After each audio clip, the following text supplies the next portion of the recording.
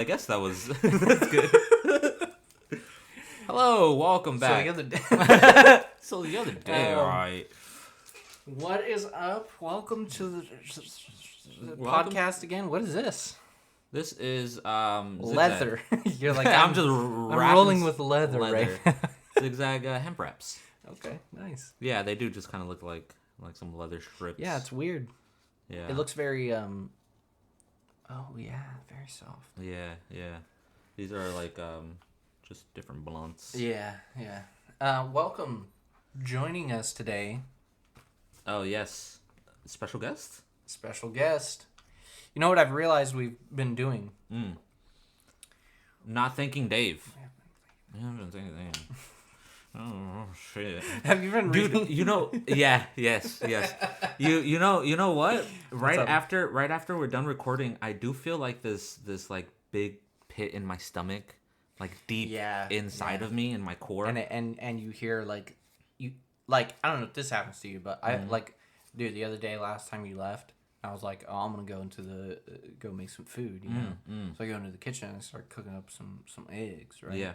And then I feel like a little, you know. Oh. And I'm like, oh, what was that, you know? Okay, yeah. And I'm like home alone, so I'm like curious, you know, thinking like, what the Sigma, you know? Right. And then I did hear some indistinct whispering, and I still have not figured out what it was saying. Okay. Yeah, no, I definitely didn't feel anything like that in my house, but I did.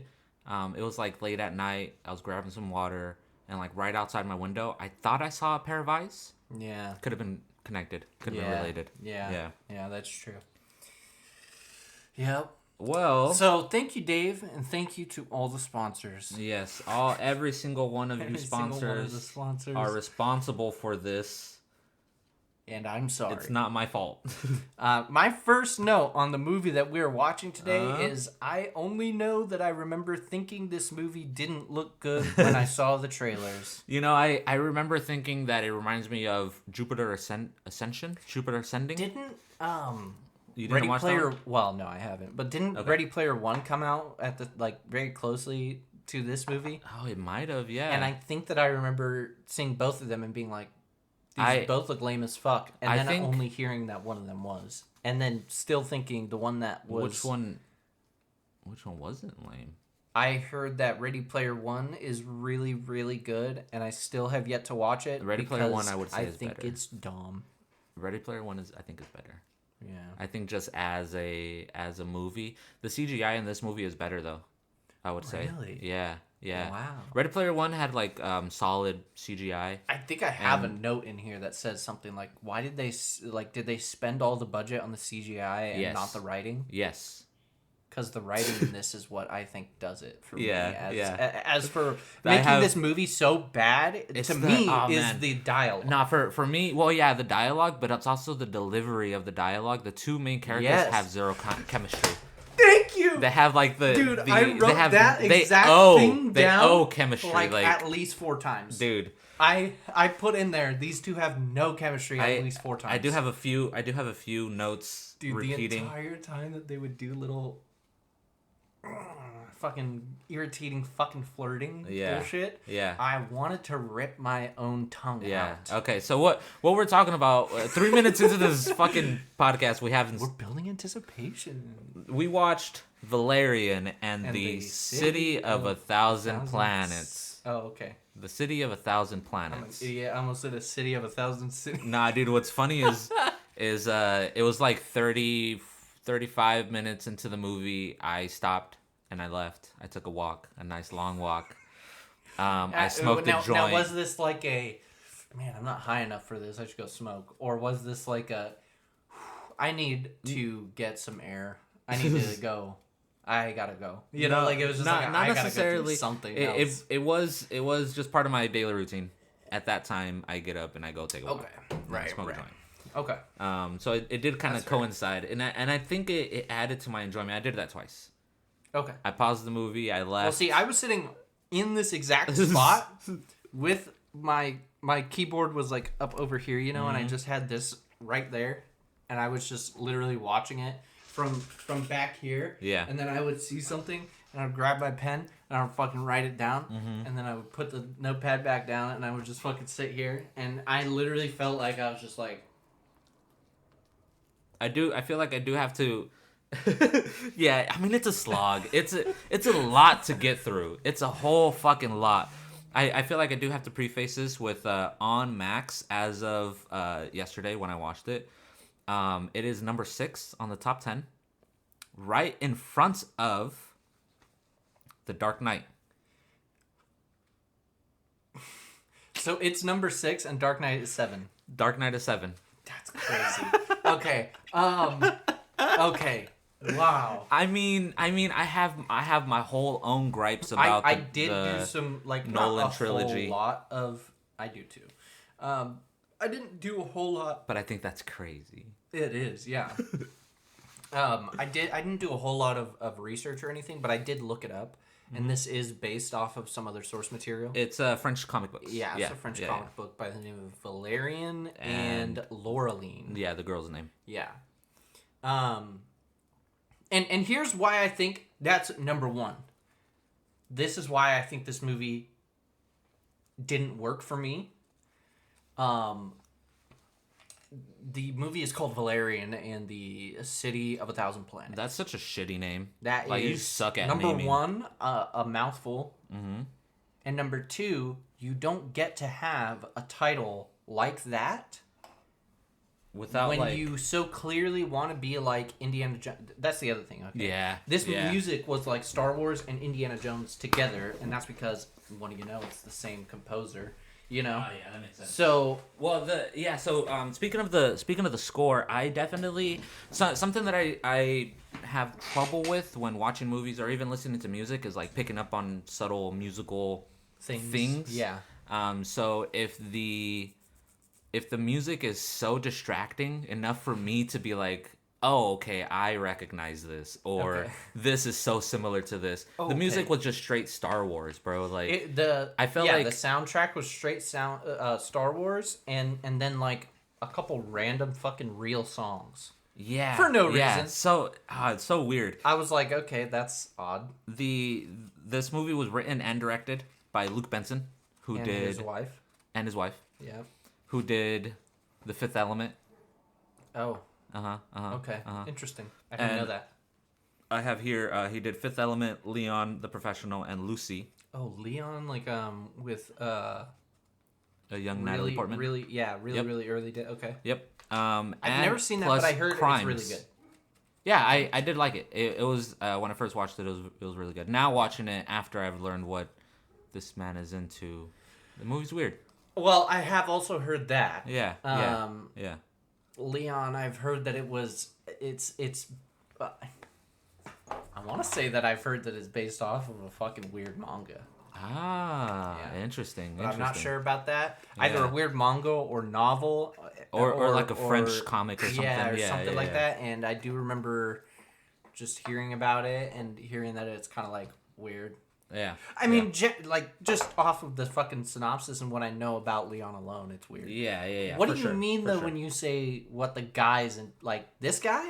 Yeah. He's been, I don't know if he's been just accused or, like, tried for any crimes or anything, but he's into, like, teenage girls. Yeah. Interesting. Okay. Anyways, moving on. Immediately upon the opening of this movie, it shows humans interacting with one another. And doing absolutely space station loved stuff. this opener. I didn't. You didn't at all. Do you think humans are just going to have this giant space station full of only humans, and then a giant fucking alien ship pops up out of hyperspace right next to us, and we're just like, yeah, that's chill. Let's invite them on board. That's pretty normal. Let's invite them on board and shake their hand. I'm not saying that it's Dick, realistic. bro. We're gonna I'm not saying that immediately have China, Russia, and America all be like, hey, so are we dropping nukes or what? So like, better question, when are we dropping nukes? So there's something approaching us from that way. Yeah. No, I'm not saying that it's realistic. I'm not saying that it's plausible. Fair. Yeah, this movie had it was cool as fuck. Like, it looked well done. This movie had a very what was the song that was playing? Standpoint on human, alien, for just sure. Humans in general. Humans for sure. And I mean that's Okay, you can't say that because half of the movie is also like, and humans did a bad genocide. Yeah. And that's fine. Yeah. That's okay. But we like. But it was like I don't know. It did definitely make it feel I have like so much more gripes that are so much more big than this movie's too human positive though. Yeah. You know? Yeah. That is the least of the worries when it comes to this movie. Yeah. Because I'm immediately reminded of the next scene, which is just like them. No. After the whole introduction preamble of like, here's humans, and then there's these alien people, and they, you know, after all that, then I just remember that first scene of the two main characters. Okay, yeah, let's just talk about. Let's get there. We'll pump the brakes. So the opener starts with 1975, and it kind of jumps forward into a bunch of different things. I did really like this. The aesthetics were dope. I think the CGI worked very well. Some of the designs reminded me of Doctor Who. Okay, yeah. It was like some weird like. You definitely just made that out of like styrofoam. Oh, okay. And like right. You know, like I honestly love that shit. Maybe it's not the best looking, but I think it worked very well. I just read my so they have that whole intro, right? And then they kind of get to the point where they're like, and it is now posing a threat to Earth, and we must send it off, you know? Right. And it's like, okay, that's fine. And then they send off the giant space station, and then they give you title card, right? Yes. Yeah. Title card, my note is, with this kind of title, they really wanted a series. Yes. Yeah, They yeah. wanted, He really like wanted... I said, Indiana Jones, you know? Like, yeah. Like, he definitely wanted... what's it called? What are those movies? It's like Raiders of the Lost Ark is the first one, and then it's Temple of Doom, and then something it's like that. The Last Crusade, and then it's Kingdom of the Crystal Skull. And even, I'll also even say it, bro, and The Great Circle, or no, what's the newest one? Something about a Sands compass of Time? No, that's that movie with Jake Gyllenhaal, where he's not white. Fuck. Are you sure? Something about the Dial of Destiny, bro. That's what it is. You're thinking the Dial of Destiny, yeah. Dial of Destiny, you're thinking of fuck, what's that Prince one? Of Where Egypt. The Prince of Egypt. No, Prince of Persia. Prince of Persia. There you go. I wasn't thinking about that. I just knew it had to do with it's like time, the sands of and time. The Dial of Destiny. Is that's funny because about yeah, time. yeah. That's funny because like they're both movie. They're both like about time. I haven't seen that movie either. I don't want to. I want to. I would rather watch that movie that you just mentioned with Jake Gyllenhaal again. Prince of Persia? Yes. I don't. Yes. I would rather watch that than The Dial of Destiny. Dude, that movie sucked from Dude, what I remember. Bro, have you seen it on acid? No, but that does sound fun. Now you changed my mind. No, honestly, I'm bro. back around. Did I tell you about this? No. My brother and I did acid and we watched that movie. And that sucks, it was the greatest experience that I've had, bro. Yeah. Well, the thing is that we concluded that they definitely shouldn't have made the movie. Okay. So what they did was they made the worst version of the movie possible. They made the best movie. They made the best version of the movie possible. All the CGI holds up. Really? All the stunts are actually pretty dope. But that was actually at a weird time where CGI holds up better than it does now. Yes, this is true. This is like right after Pirates. Right after Pirates. Yeah, I feel like Jumper had some pretty good teleporting CGI. Yeah, at least I could see that. I remember Jumper. I watched that one recently, actually. I love that movie, and it took me definitely over a decade to realize that was Hayden Christensen. Yeah, and being like, wait, that's Anakin Sky. Well, yeah, and then sand. And then Push. Have you seen Push? It came out like that sounds really same familiar. fucking year. It came out same year. It's like similar concept. Though, yes, right. Well, everybody has different powers. There's like okay. There's like a there's this whole spectrum. Yeah, right. Some are called pushers. Some are called movers. Anyways, that movie is significantly worse than Jumper, unfortunately. My very first comment about the music is when they are doing this pan shot onto this planet that these alien people, the mule. Okay. Planet Mule. Okay, yeah. See, I didn't register the music at that point. Yeah, what did it sound like? Dude, it's literally like think of Star Wars, bum, bum, bum, bum, bum, bum, bum. Yeah. Title card and paragraph about what's going on in the galaxy, and then that goes away now, right? And then, what's the first shot of A New Hope? Space. And then spaceship comes over the top, right? Yes. I accidentally just muted the microphone. Whoopsie. It comes over the top, right? Spaceship comes over the top of the camera, and then the camera follows the shot of the spaceship, and then it goes to bigger spaceship, right? Yeah.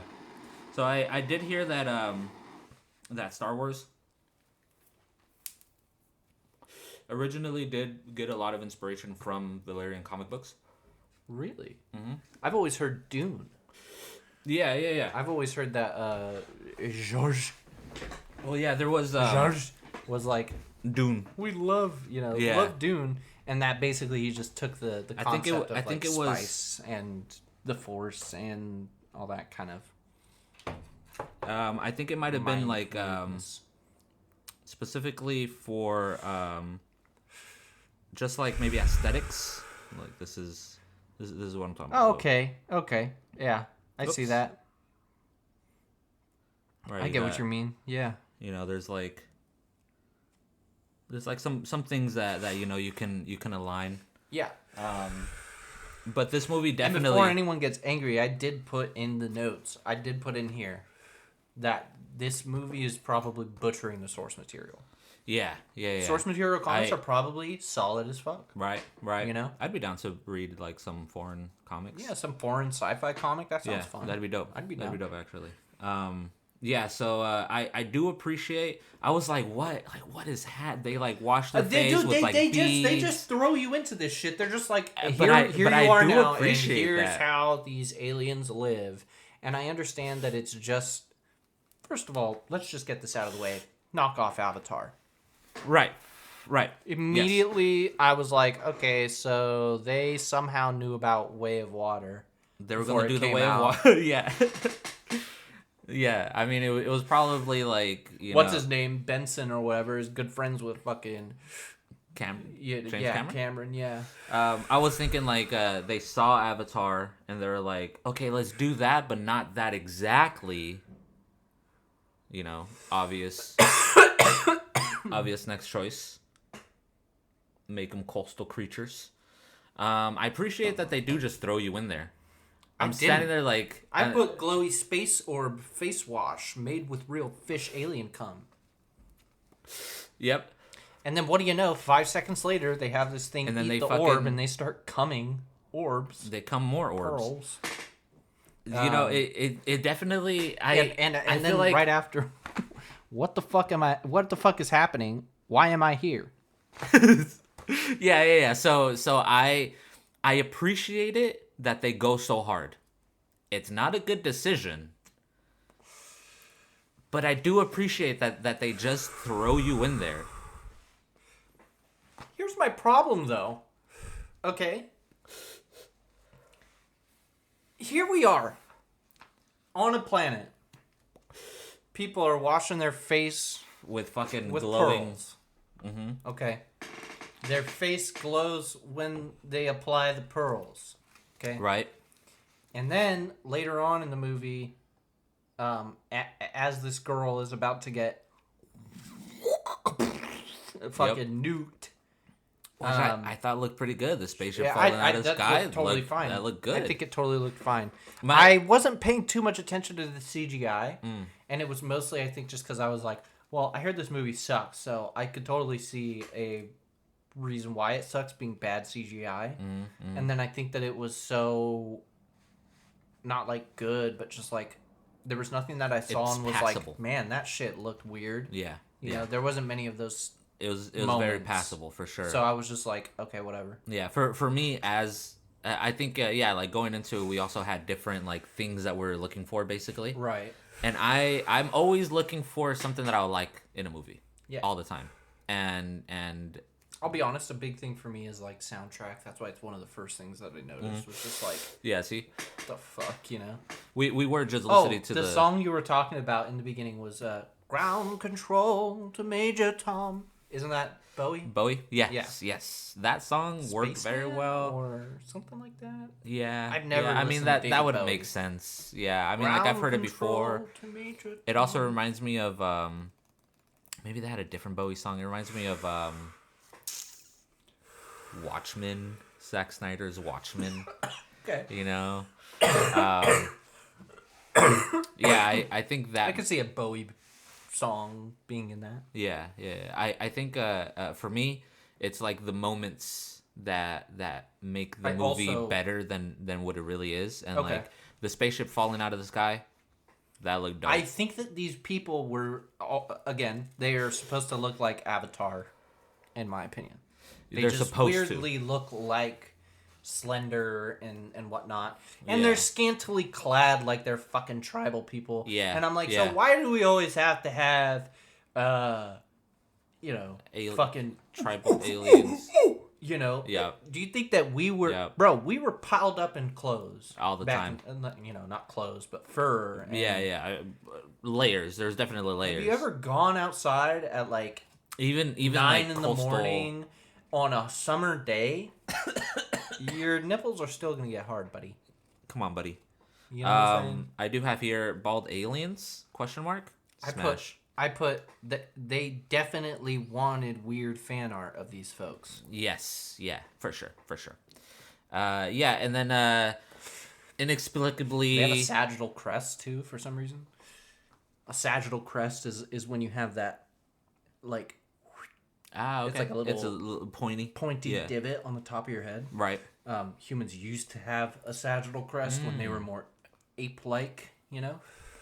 Right, and then we evolved out. I think Neanderthals had it, and then we fucked that out of existence. Right. Am I right? Homo sapien. Hell yeah. Homo sapienus. Homo sapien W. Homo same as me.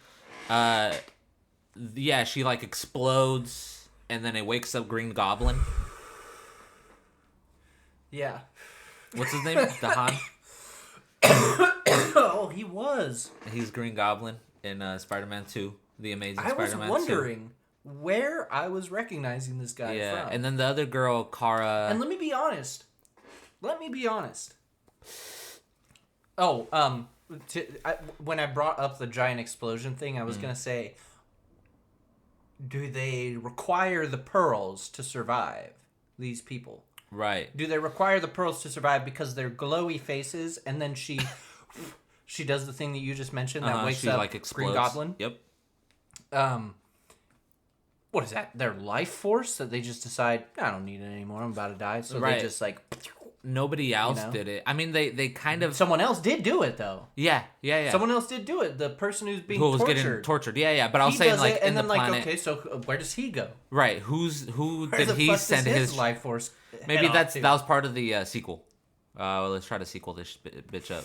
Maybe. But I mean, they do kind of explain it that she like chose him, like sent her soul somewhere or whatever. There's a 30-year gap in between the existence. I mean, yeah. Well, yeah, he doesn't look 30 to me. He probably didn't even exist at the time that she died. That's what I was thinking.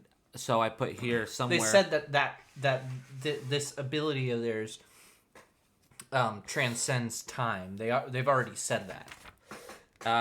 Yeah. Time and space. I put message through time and space ? Right. The original source material did have to do with time traveling. Right. I mean, agents. It's sci-fi, like so it's not even. Yeah, it's not weird to me. And I was like, okay, Doctor Who more.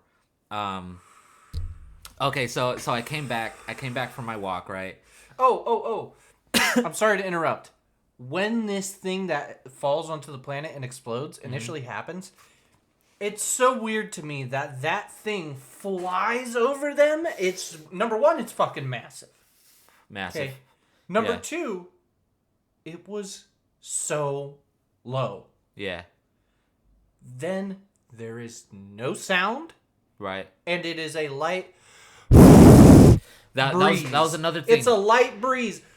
Have you ever seen a rocket take off? Right. Now imagine something coming into a planet out of the atmosphere. From the atmosphere. They just wanted the visual, the aesthetic of the. That's fine, but don't you think that it only heightens the scared, the look, you're supposed to be scared. This is all taking place. The shot is literally from the ground. You're seeing like people the child's being scared. POV. Right. You're at the height of the waist of one of those alien people. Yeah. That's where the camera was set. So you're supposed to be looking up and you're supposed to be scared. Don't you think a giant boom, a giant sonic boom, like a fucking F-16 flying over just your head? everything shaking, like I think like sound barrier breaking over their head. Yeah, for sure. And maybe they look up sand. and it's like for sure. Thing flies by and it's followed by fire and sand and fucking and that smoke, would have been much more impactful than just like this. Then they're like, get everyone to safety. Yeah. That was another one of my complaints where nothing had like real weight. All the weapons were like hella dull. I have a huge gripe about something in particular, and we will get to it. Is it weapon related? No, it's weight. You said there's no like real weight. There's no real weight. I know you mean that like not literally. Do you mean like weapons as in like the weapons don't like feel like very it's like futuristic? It's like pew pew pew. Yeah, I agree. I actually thought the same thing, and I didn't write it down, but just real quick, at the end when the robots are all shooting everyone, they're shooting these guys, and these guys have armor on. Yeah, but it was literally Power Rangers. Yeah, Sparks. Yeah, seriously, like Power Rangers. Oh, what? Right. And it was just like. And then it was just like so sparks come off their chest, and then he's like running by, and he's like yeah. shooting. Anyways, that's completely sidetracked. Anyways, you were saying something about what was it? I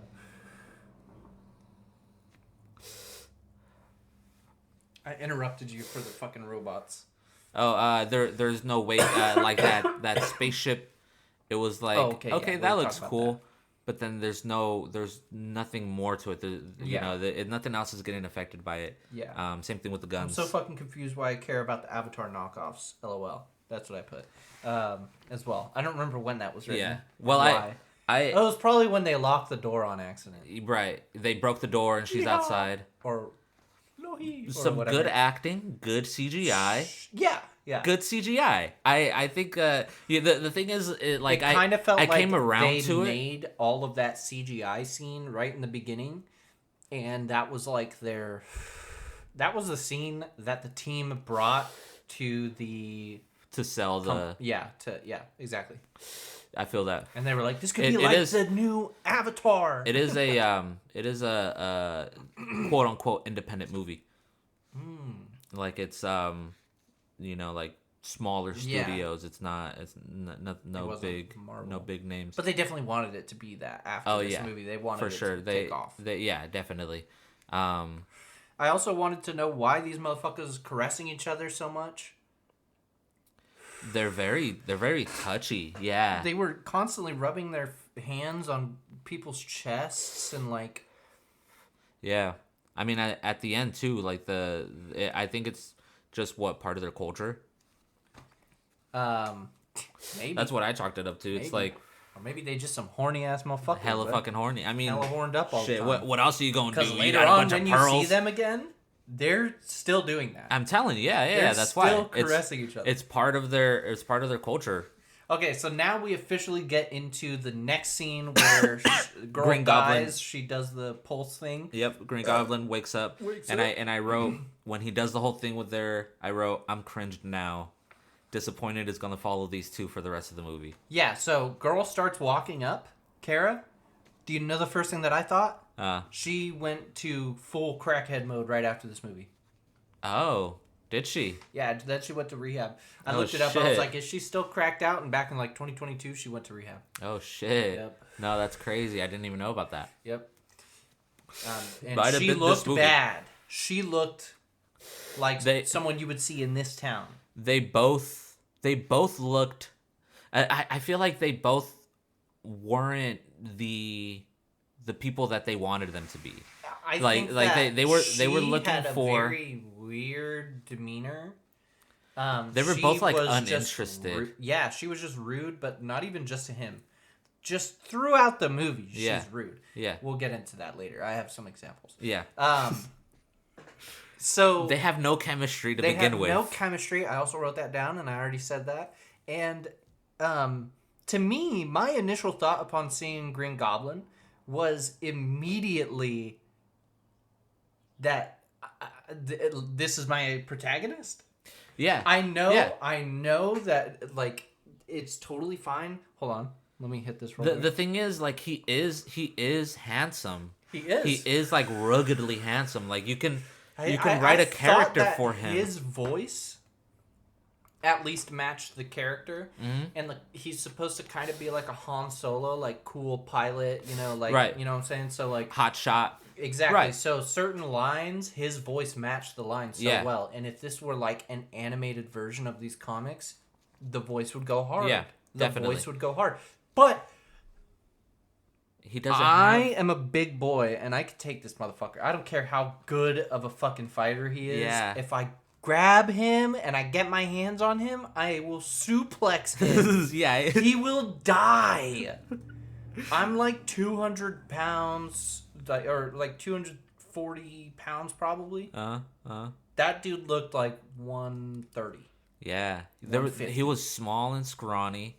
Yeah, like I feel like, and again, like there's nothing wrong with being his size. Like he would kill me like character. he does those aliens later. Yeah. Oh yeah. In the movie, he would 100% do that to me. But like I said, if I get my hands on him, he has no weapons. Neither of us have weapons. Even if he has weapons, as long as I get my hands on him, as long as I am in distance enough to grapple with him, Jover. It's Jover, dude. Your wrist will be broken. You know, there's gonna be like something I do where like I'm a big man. I put my weight on you. It's gonna not be a good time if you're that small. Yeah. So that was my immediate thought with him. Yeah, for sure. Scrawny. They're scrawny. I wrote they're so cool. Funny.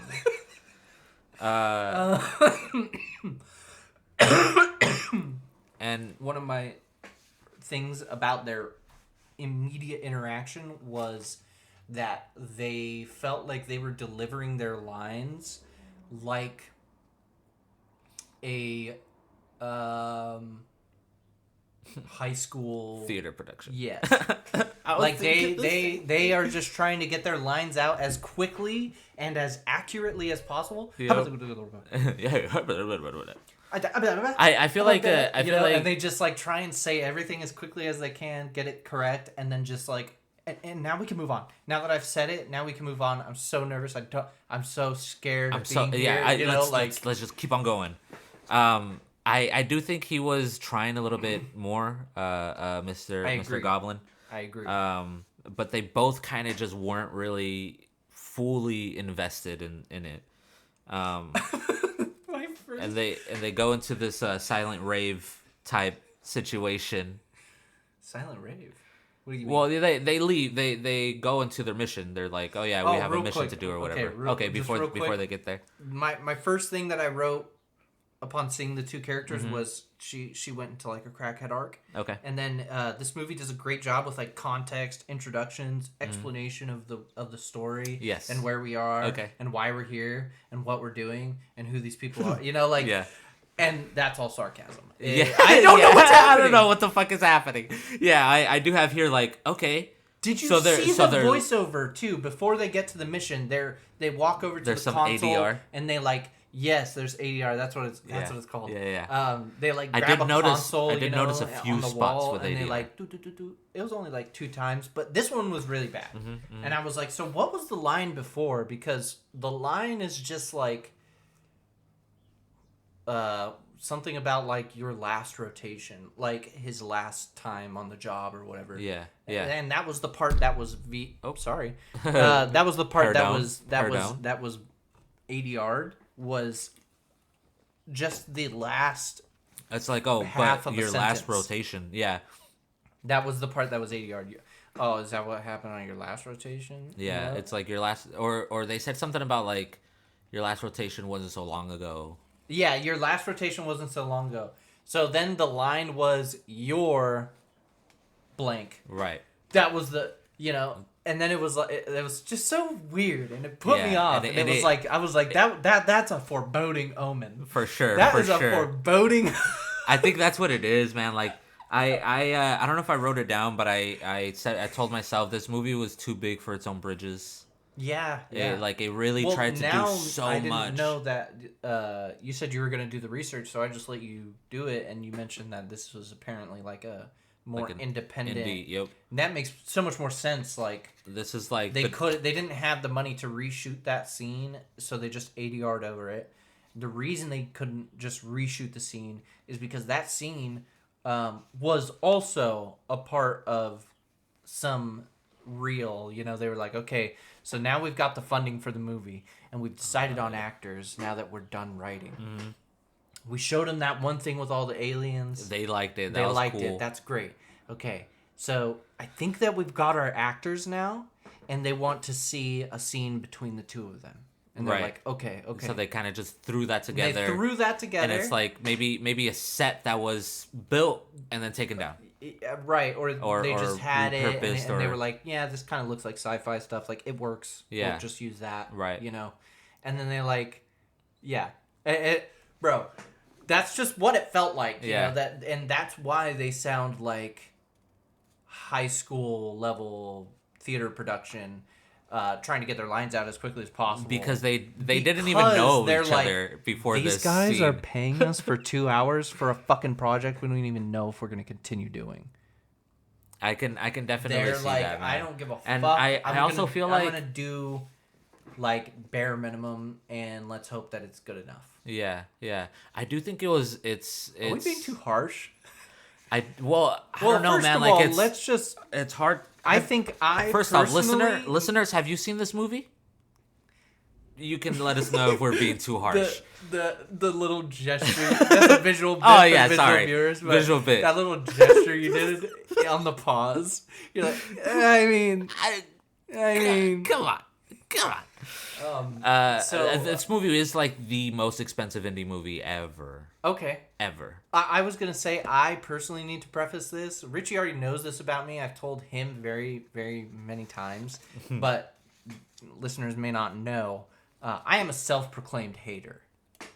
I love hating on things, and I love hating on stuff that people love. The giddiest big example. Can you guess what the biggest example for me of doing that is? We were just talking about this the other day. Ah, man. This property.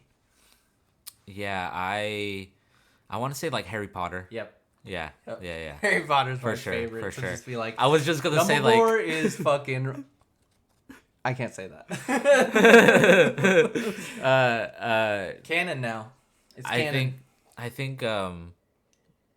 Yeah, the giddiest I've ever seen you be is when you're like hating on something. Yeah. It's beautiful, truly. I think it's because I was raised on like the fucking fandom stuff of today. So like my grandpa had like the original Star Wars trilogy box set from like 80s. From like the 80s on VHS.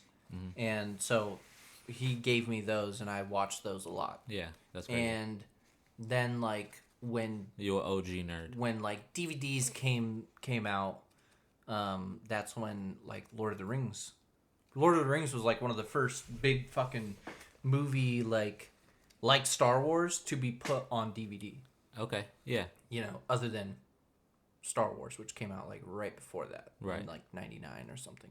Yeah. So Lord of the Rings comes out, I think I only went to see one of those movies. Have I showed you my unopened the Two Towers? I think you did. I think you have shown me that once. Like the DVD. Yeah. And it's still DVD. in the wrapper. It's still like honestly, keep wrap. that, bro. Keep like that that's crazy in the wrapper. That's dope as fuck. I don't have any of those movies on disc anymore.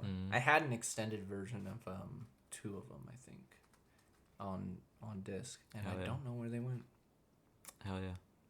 But yeah, I think I watched those kind of things.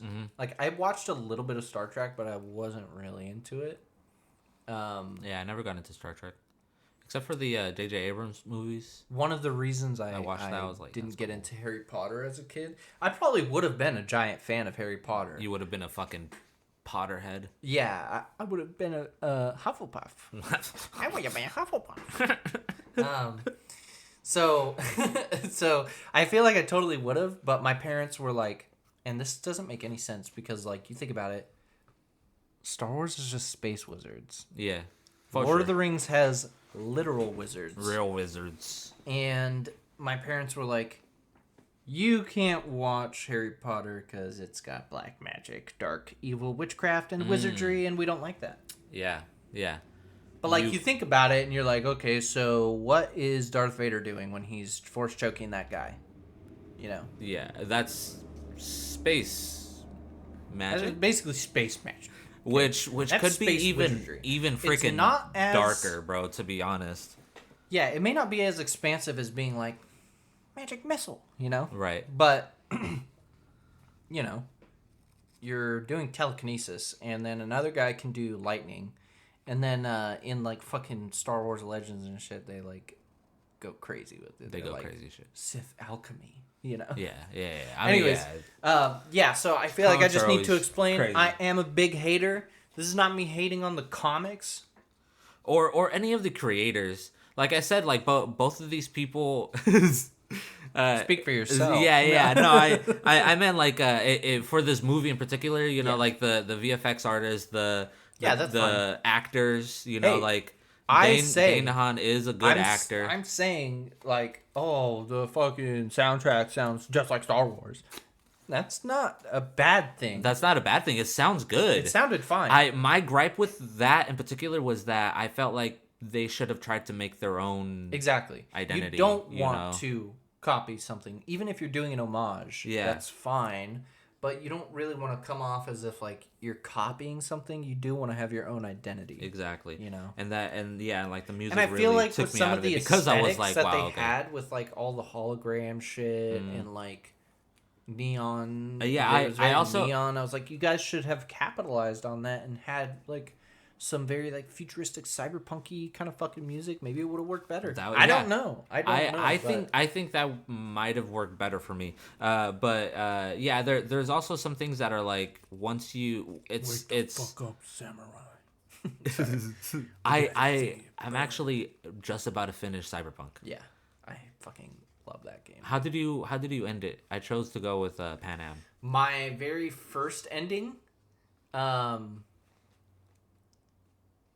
technically speaking, I was like quick save right before, and I did the ending where you just kill yourself. Yeah. Because I was like, can you just do that, or is Johnny gonna be like, no, bro? Yeah, you know? And sure. That didn't happen. He's just like, let's go out, bro. Damn. You know, and I was like, all right, yeah, okay. Do you shoot yourself? So technically, you shoot yourself. That's in the awesome. Head on the rooftop. Yep. Right before you decide. I was about to do that, and I'm like, no, I honestly love Pan Am. Yeah, I just wanted to see. I didn't romance anybody in my first playthrough. Okay, so I just ended as basically like going in, and I think I like let Johnny take over. No, I think I. Oh, I guess because you can romance. You can let him and it's go like to you can go alt. to different factions, huh? Like you can let Johnny join alt in the cyber space or whatever. Okay, yeah. Well, I haven't like breached the the I don't tower remember what or I did the whatever, first, but I just know I didn't romance anyone. Maybe I died there. Yeah, I can't remember, or maybe I let Johnny take over. That's crazy. That game's good though. Yeah, fire. I do like that game. I want to play like the updated one. Anyways, you should. So this is not us shitting on anything. So do these two know each other, or are they newly acquainted? Like, that was my immediate thing when they're getting up into the cockpit of the ship and they're, like, taking off and they're having, like, banter. Yeah. It's really hard to gauge off of this dialogue that they're having whether they have known each other for several years and they've been working together for... Or this is their first or second mission. Yeah. Like, it definitely... Dude is so horny. Right. It's like, stop. I was like, you need to chill, bro. Yeah, I watched this movie... and then I played Cyberpunk, and right after this movie, I was like, I don't know if I want like romance in my like future shit. And then I played Cyberpunk, and I'm like, wait a minute, I'm in love with Pan Am. What is this? It's the writing, it's the delivery, it's the. Oh, okay. And in this scene where they're at the cockpit, he mentions this dream, right? Yeah. Can't fucking remember what he said because I didn't write it down.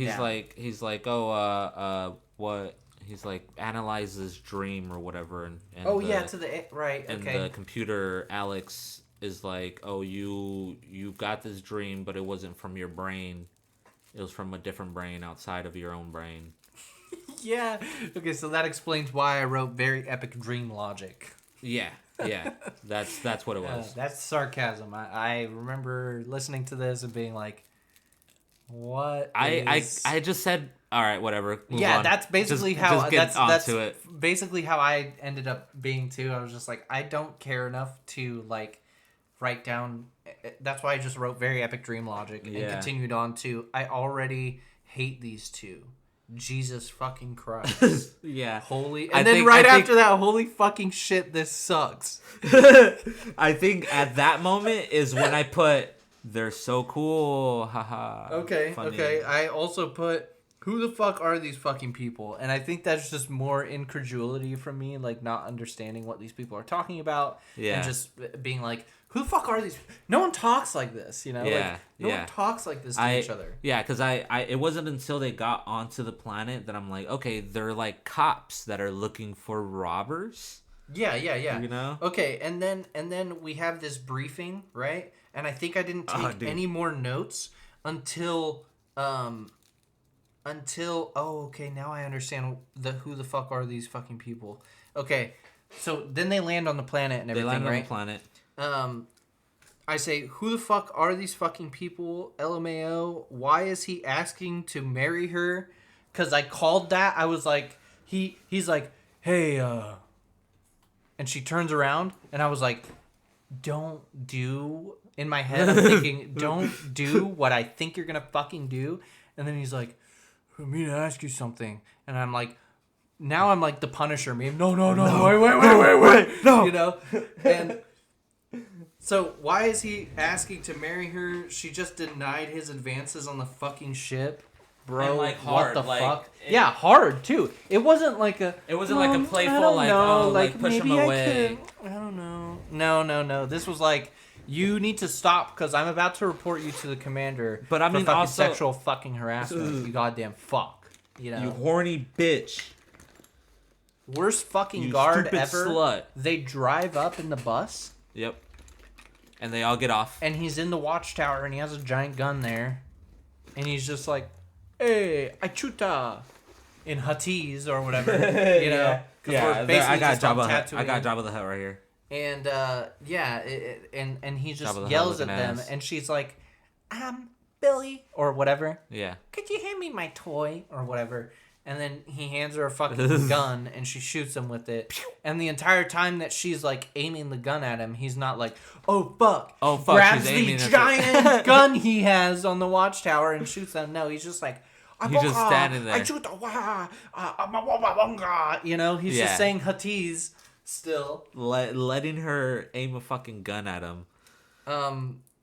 I feel like... during that same scene, I put, this movie is trying so hard to be Avengers funny. You know, like for sure, Disney for sure. funny. I mean, this was 2017, bro. I know. For sure. And I did do that when I brought the movie up. That was the immediate thing that I noticed. Uh-huh. I was like, because in my head I was like, this movie came out in like 2020. Okay, yeah. You know, because my sense of time is fucked since these past like, I don't know, 4 election cycles. Right. It's been 80 years. Blends into It's simultaneously 1 year and 4,000 years. Yeah. You know? Yeah. Seriously. So, but I saw that and I was like, okay, put yourself, just transport yourself back to 2017. 2017. Like, pop culture mentality and think about what was happening in the real world at the time and everything. I think that this VR part was probably the most subpar CGI. Yeah. In the movie. Yeah. Yeah, for sure. I think so too. Everything like the I thought it was like conceptually fine. Like it had a cool idea around it. Yes. Yeah. But also at the entire time I'm just like, we'll get into the VR stuff. The more that we get into it, we'll get into it. Okay. I put here Jabba looking ass. They come up on that person. This wannabe Tatooine music is killing me. That's also there. I didn't register it. This was the next moment that I was like, this is just Star Wars music again. Yeah. I didn't fully register it. Yeah. Maybe because I did just think like. Yeah, you're like, okay, equates. Here we are. We're on Tatooine right now. That's actually my standpoint for a lot of things. Okay, here we are. Yeah, and that's fine. There's nothing wrong with that. Who's Jabba the Hutt though? Who are you just saying the Jabba way the that guy. they sound? Like... The guy that's sitting there with the nose. Do you know who that was? That is John Goodman. Mm-hmm. Yeah. I immediately heard his voice and was like, hey. It sounded familiar, and I had to look it up. That's like super fucking dope. Like what a cool casting choice, thinking that he's gonna be like a big character. He's just like 5 minutes. Local mob boss. Well, that's VR. That's all this movie does have in VR. In VR, bro. That's the silent rave that I was talking about. Okay. Yeah. Because everybody's just like walking around in the desert, and it's. Oh. Yeah. Okay. I don't know how to explain this, bro. But it wants to be SW, Star Wars, Spy Kids, Cowboy Bebop. Okay. And I'm trying to think of like another sci-fi, because there's something else that it reminds me of, but I just can't remember. And maybe it's something like Star Trek, where they're like a part of a military. Okay. They're or like police forces or whatever you want to call it. It's some like kind of some enforcement. unit. They're like they're agents. Mm-hmm. Yeah, for sure. Yeah.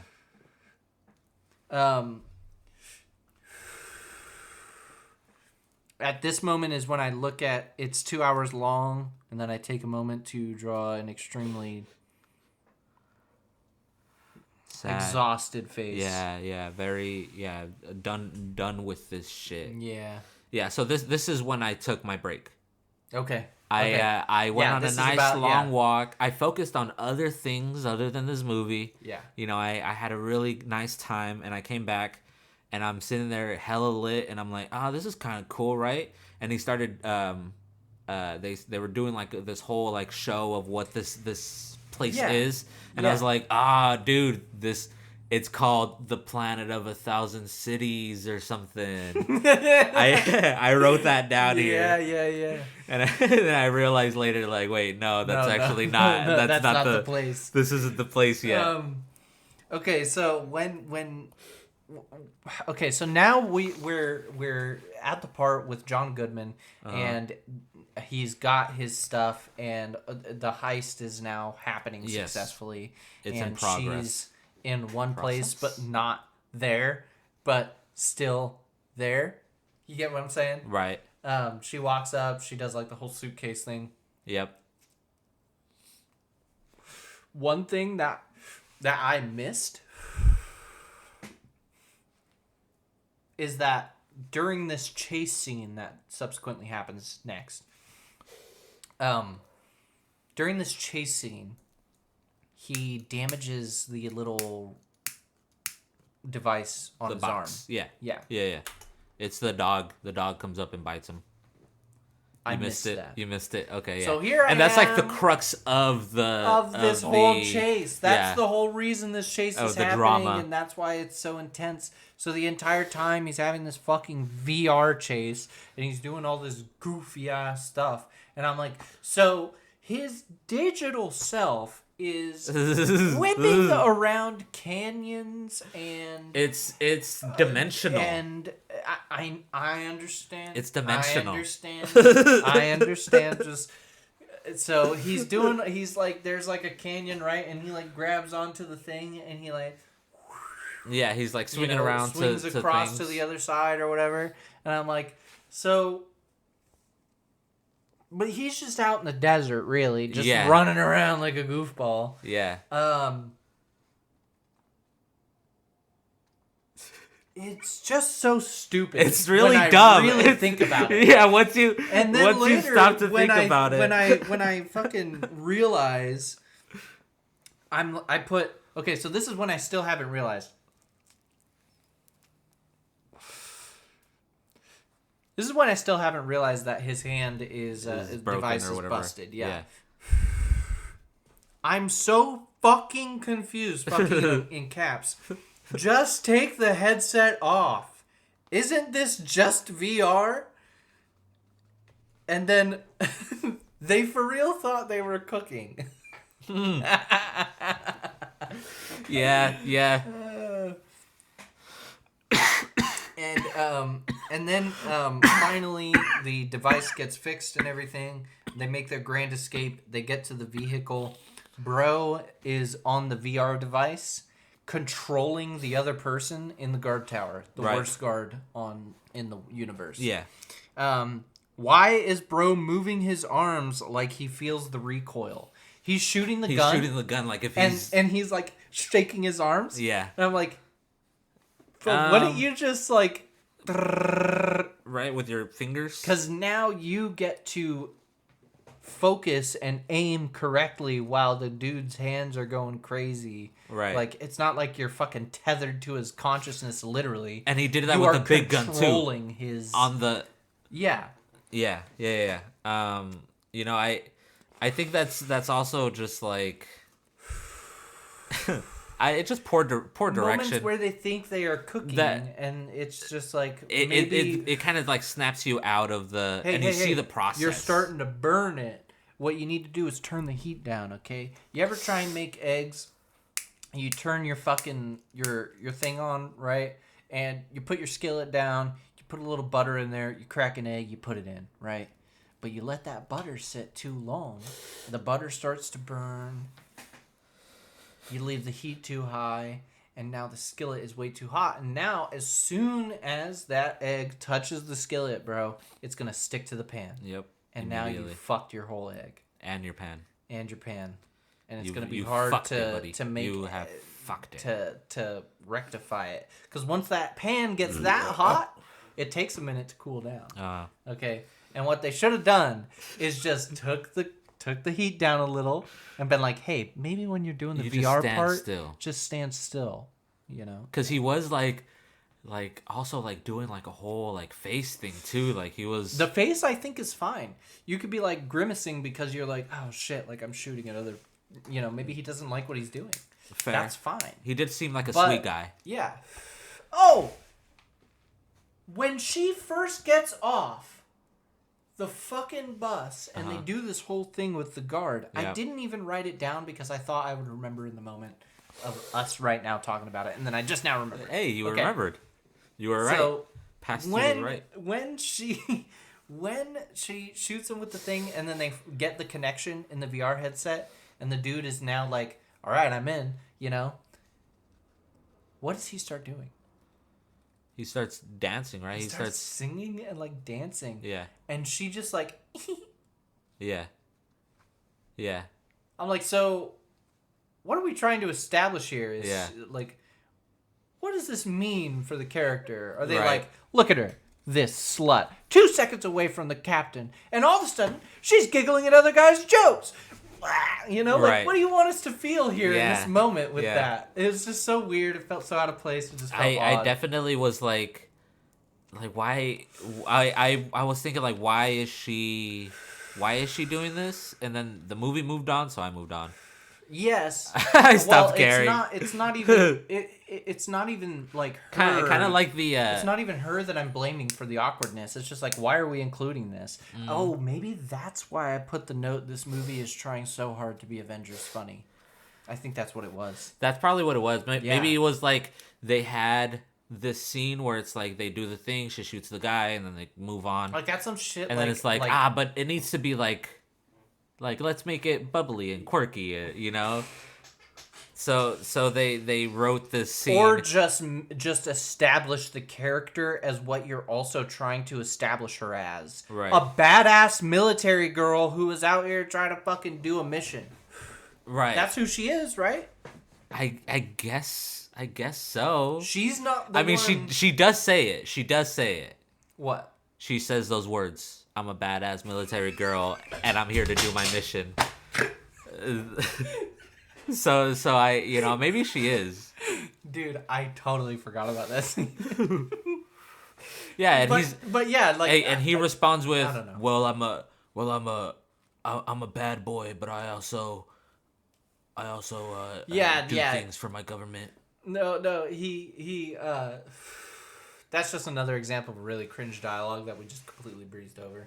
Oh my god, dude! In that ship scene, I don't want to talk about specific dialogues, honestly.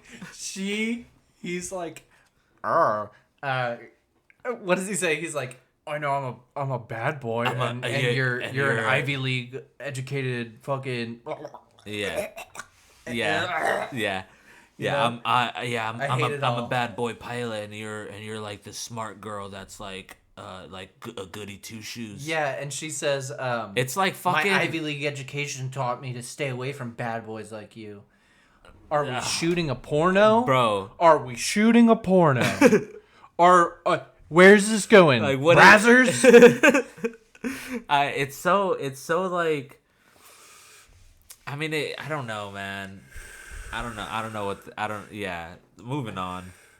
I just feel like they really force the romantic stuff immediately.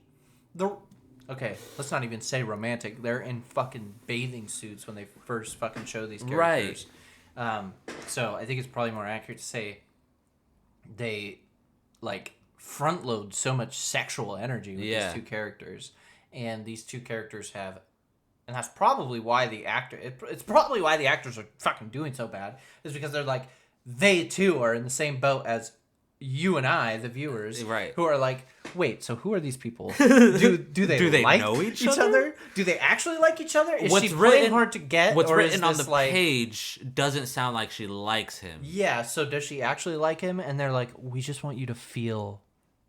Can we feel it? And can I read? Can I read the rest of the script? Right.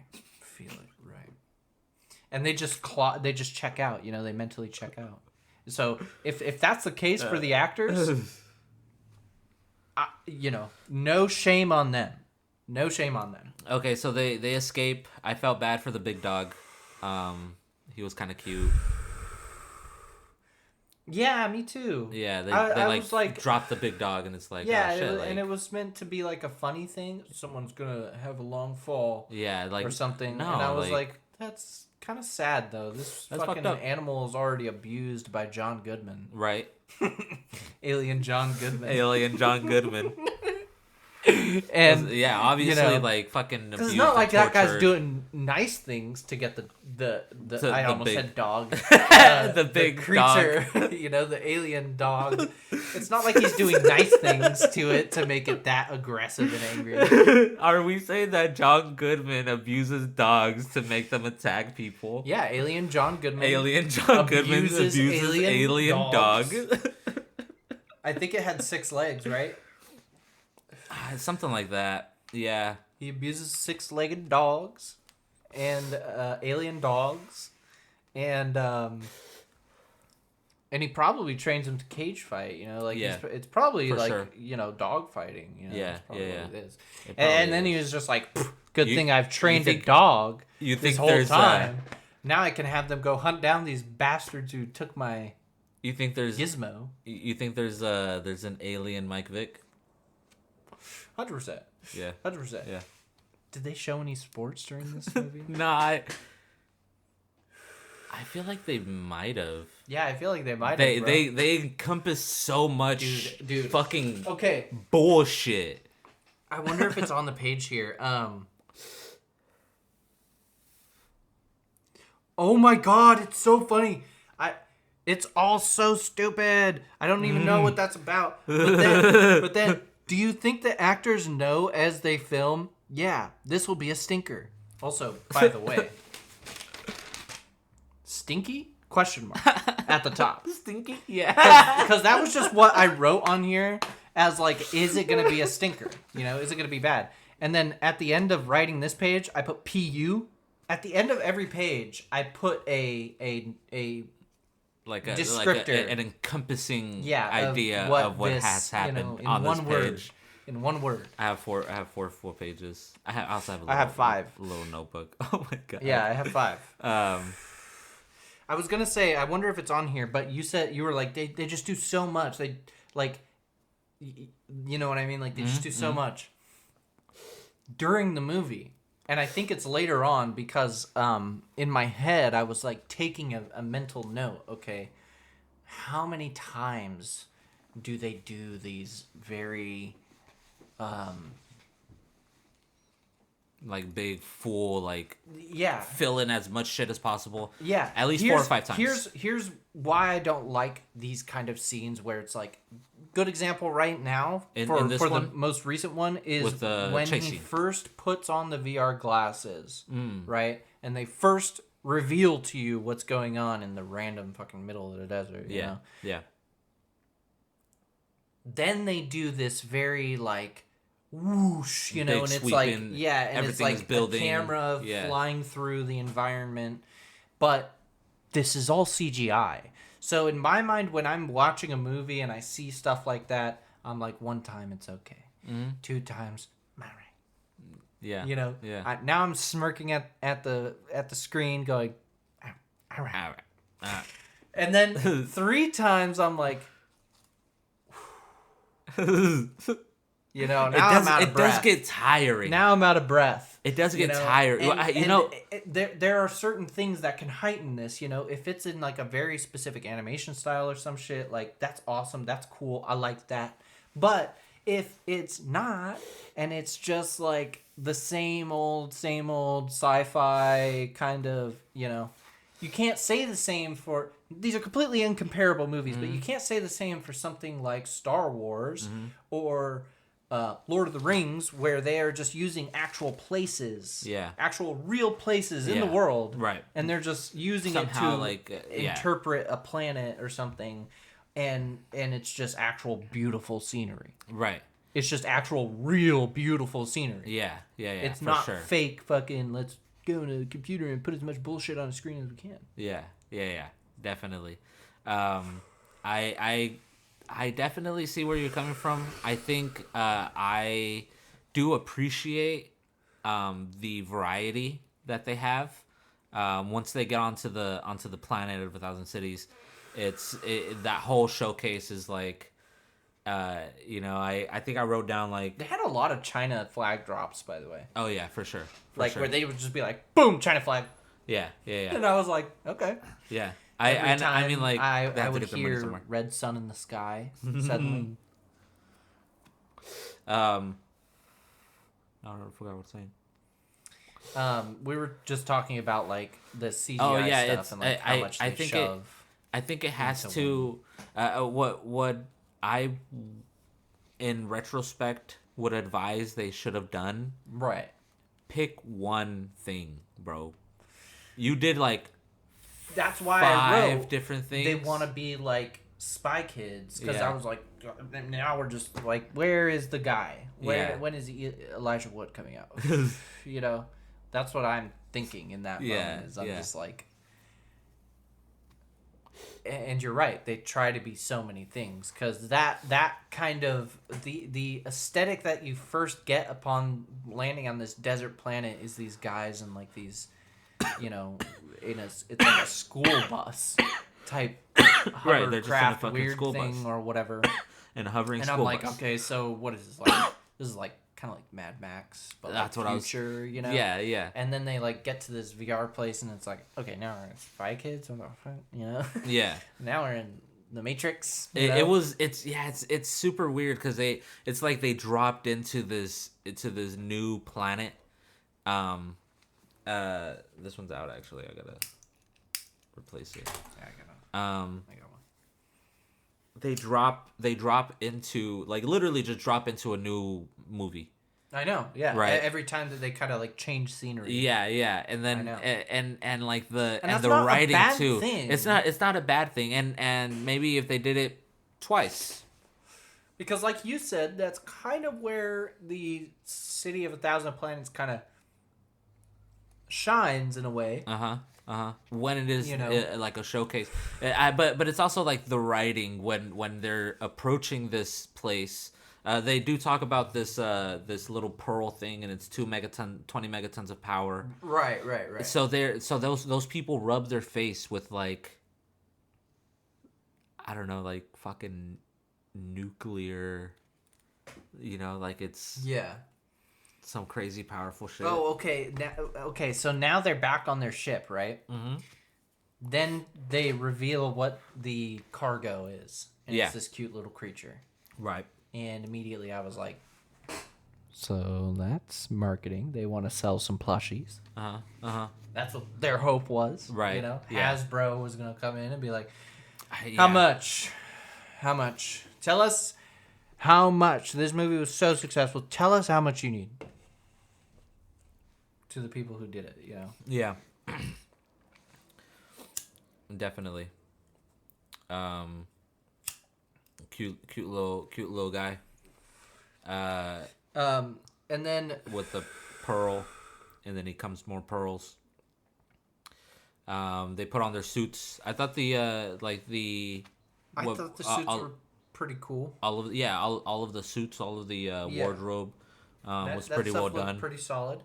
And then I kind of thought about it now that I'm like, okay, now we're kind of established that we're like a military thing, Yes. So now I'm like, okay, wouldn't you think that it's a little interesting that the fucking military is just like, hey, let's go send 2 agents on a mission, and it's like, all right, that's not the weirdest thing. It's okay. Yeah.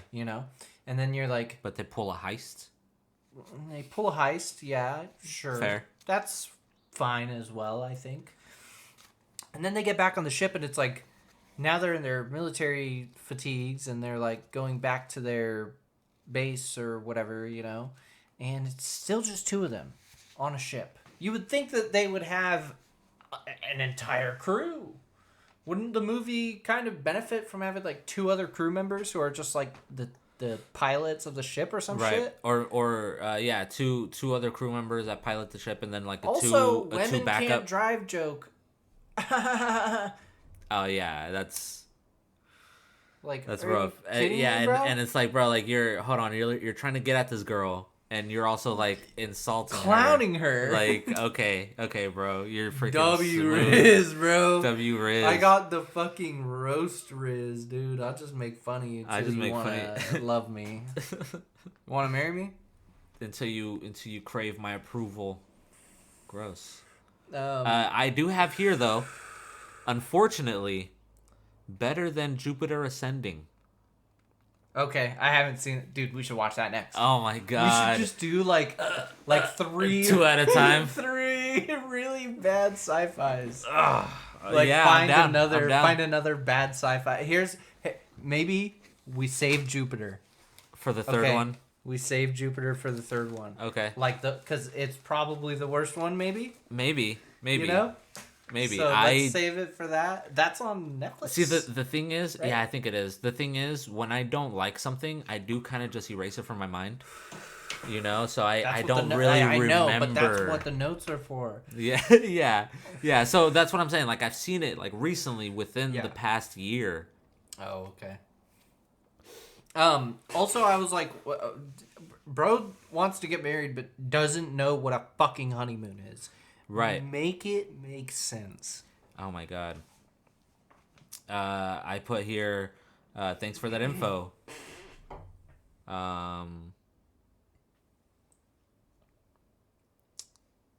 what did I say? Convenient that. Oh, I think it was when they were entering the city, and he's like, hey computer, tell me everything. Tell me like if I'm stupid. Tell me like if I'm a dum-dum. Hey, am I smart guy?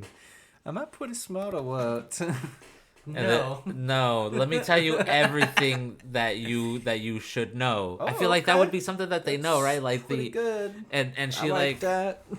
and she like goes throughout this whole and the thing is, like, I'm torn, right? Because it's not a good intro. It's not this. I don't know, the movie but the movie, right. like in introducing the space station, the city of 1,000 planets, whatever the fuck it's called. Right. But he's like, hey. I think that concept is fine. The concept is awesome, and and what they show is really cool and super creative. Because it's just probably the most lore accurate. Yeah, to the comic. Yeah, for sure. You know? Yeah, like it's a showcase of all of these super dope locations and shit. Yeah. But the writing is just so bad. He's like, so, okay. So and what about about the West? Let's get into that, because their directing is also bad. Yeah. Let me tell you. Okay. Let me tell you. Yeah. Okay, so now we're on board. The city, right? And we're in the command room. Okay. Right? Yes. Yeah. We're meeting for sure. He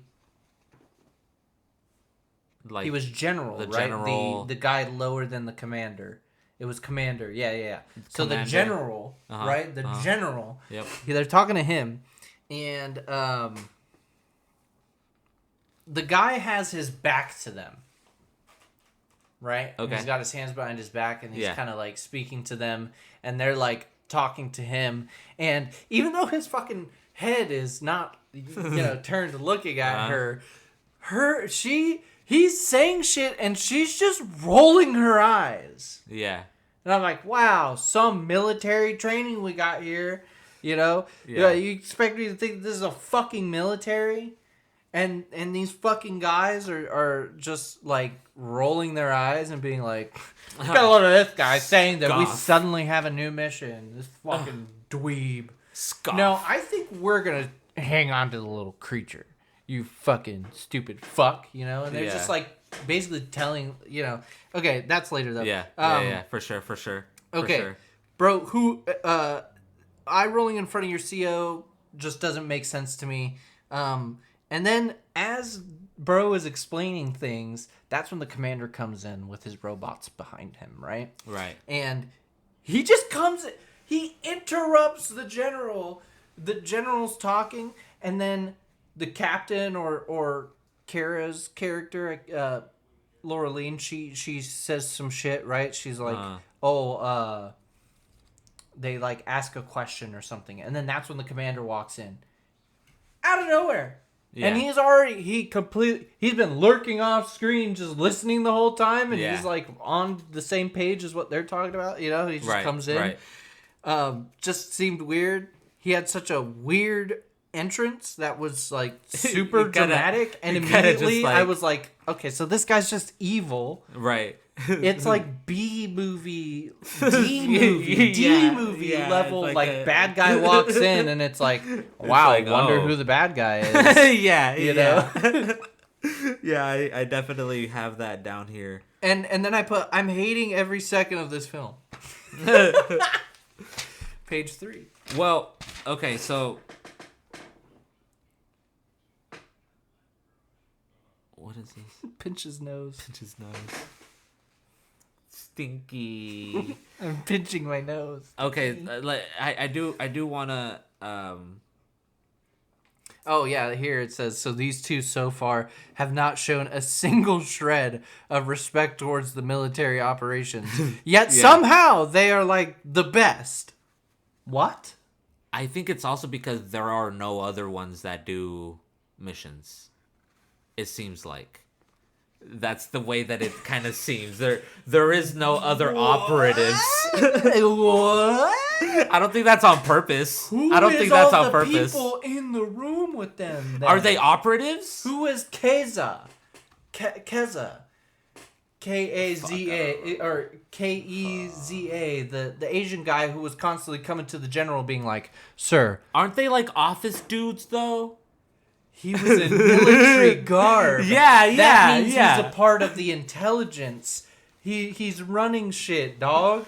He's all a part. I'm saying, like, he's one of the main guys up in that bitch. Office pencil pusher, but he's doing his job. Listen, right? All I'm saying is surely there are other. I'm saying is I'm pretty sure there's only one hot shot. Okay, there's only one. But I'm pretty sure the guys who they met on the desert planet were a part of this group. They're also. They were military just, guys. They're like sure. those guys who were fucking sent to Afghanistan and they were the sole survivors, and now it's like 4 veterans in a fucking squad and they're just all grizzled. The commanding officer comes by, he's the new guy. Dude, and then he's like, and then this hot you guys shot need to shave, and they're like, are you fucking serious, bro?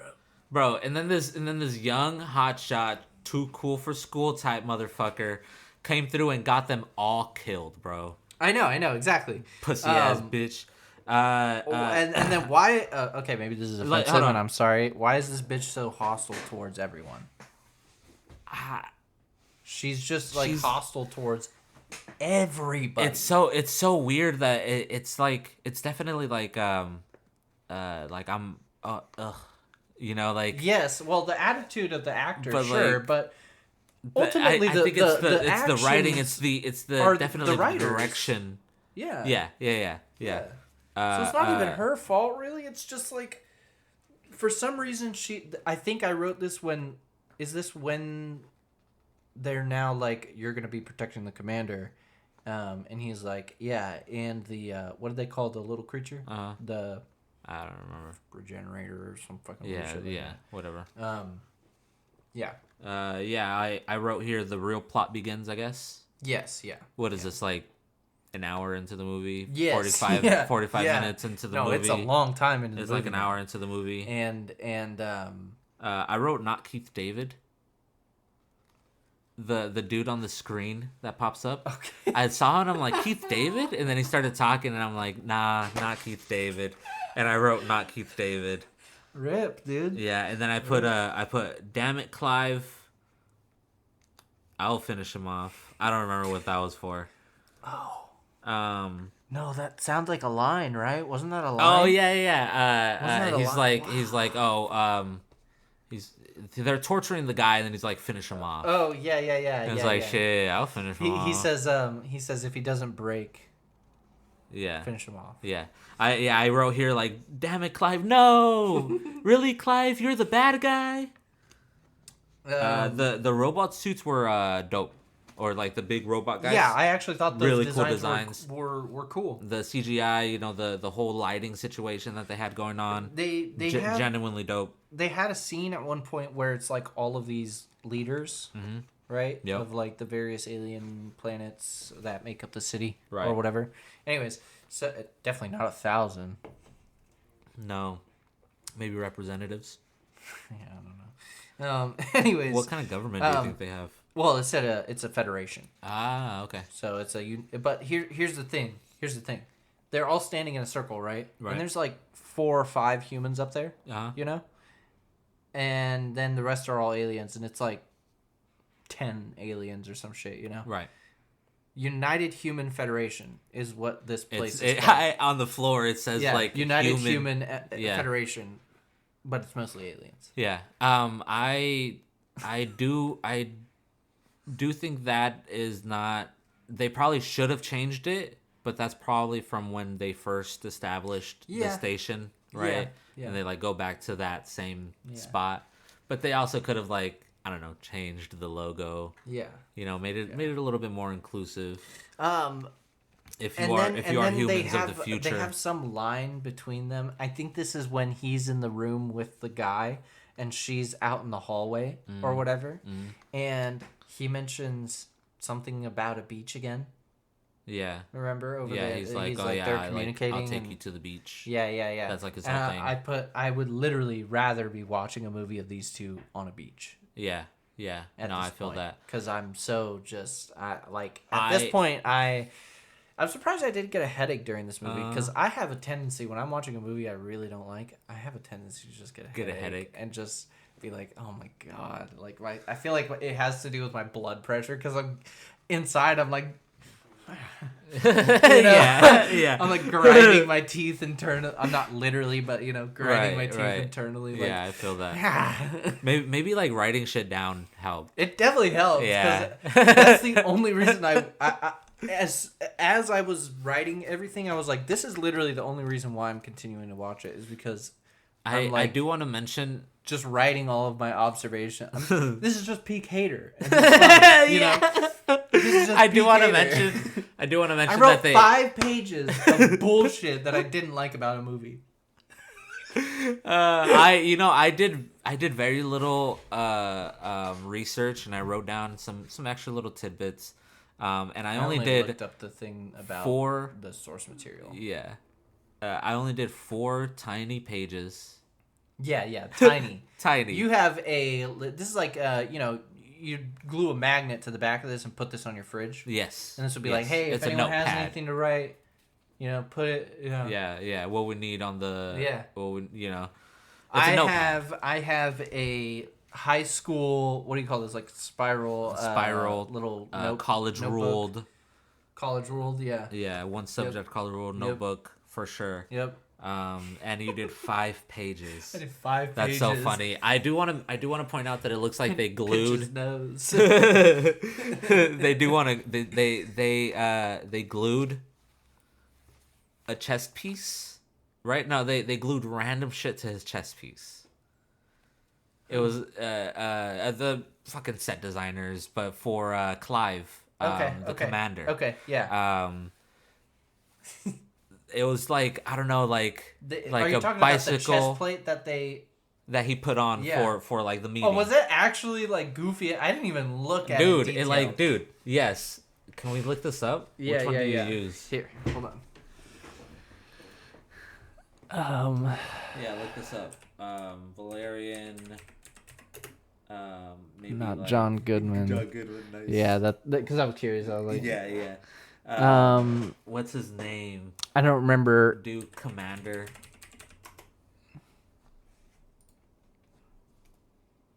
No, where's this big chest piece? This one. Oh, that's not even it. Oh. Dude, that's like a Chinese. Dude, that's like a Chinese knockoff, bro. That's really good. Okay. Let me open image new tab. Oh. Oops. Yeah, like this is like a fucking bicycle chain. It's like, I don't know, like some sort of like little patch. I didn't even look at it, but and it's just like gears and like human, like kind of. I mean, it's cool. I think it looks cool. If it was more pointed, I'm just thinking of Warhammer. If it had a more pointed design, it would be even cooler. Okay. But yeah, you're right. It does just have random shit. It looks like it just has random shit. And there is like a pattern, right? There is some symmetry going on. But it's also yeah, but it's also just like random and a clear coat. shit. And a clear coat. We did a clear coat too. But like these fabrics that they used, I did like all of the all of the suits and shit. I think that it's not bad, like it's good. He had a hat too. Yeah. The hat was nice. With like a fucking circuit. Kind of looked like Nazi shit. Hey, he be doing genocides. He do be doing genocides. He be doing genocides. And he called them savages. That's true. Yeah. Fucking Clive, man. Have you ever seen Shoot 'Em Up? This is where I know this guy from. He's been in a lot of movies. Yeah. Sin City. Sin City. Yeah, for sure. But Shoot 'Em Up is I haven't seen it in recent times. I watched it back. How do they not get him 2008 for Valerian? I mean, he's older. Yeah, but he's just like cool guy though. He is cool guy. He's cool guy. I think they wanted a young cool guy. They wanted like I don't know, maybe like they wanted the actors from Jupiter Ascending. Channing Tatum and sorry, Cold Chill. Yeah, it's that movie. I'm sorry that I keep on bringing it up. I'm sorry. You fucking did a whole body shiver. Fuck. I didn't even register that it was when you said the movie. That's so funny. And then some little gossip dudes come out. Yeah. I said those guys asking what's a pigeon is the most funny / like thing that makes sense so far. Like it's the most funny and it's the thing that makes sense so far. Yeah, these guys would know what a fucking pigeon is. Yeah. You know? Yeah, for sure. I did like these guys. Yes, I did like these guys as well. They were a fun addition. I was like, these are like they're kind of like R2D2. You know, they're kind of like the little guy. I think little guy is like kind of a thing for everyone. Like Smeagol is Frodo and Sam's little guy. Yeah, you know? for sure. Fucking, of course, for Luke, it's R2. R2. For kind of, it's weird because not really Ray, but kind of like everyone in those movies, it's BB-8. Yeah. BB-8 is the certified little guy. Yep. In this movie, the other actual little guy is the creature that comes out.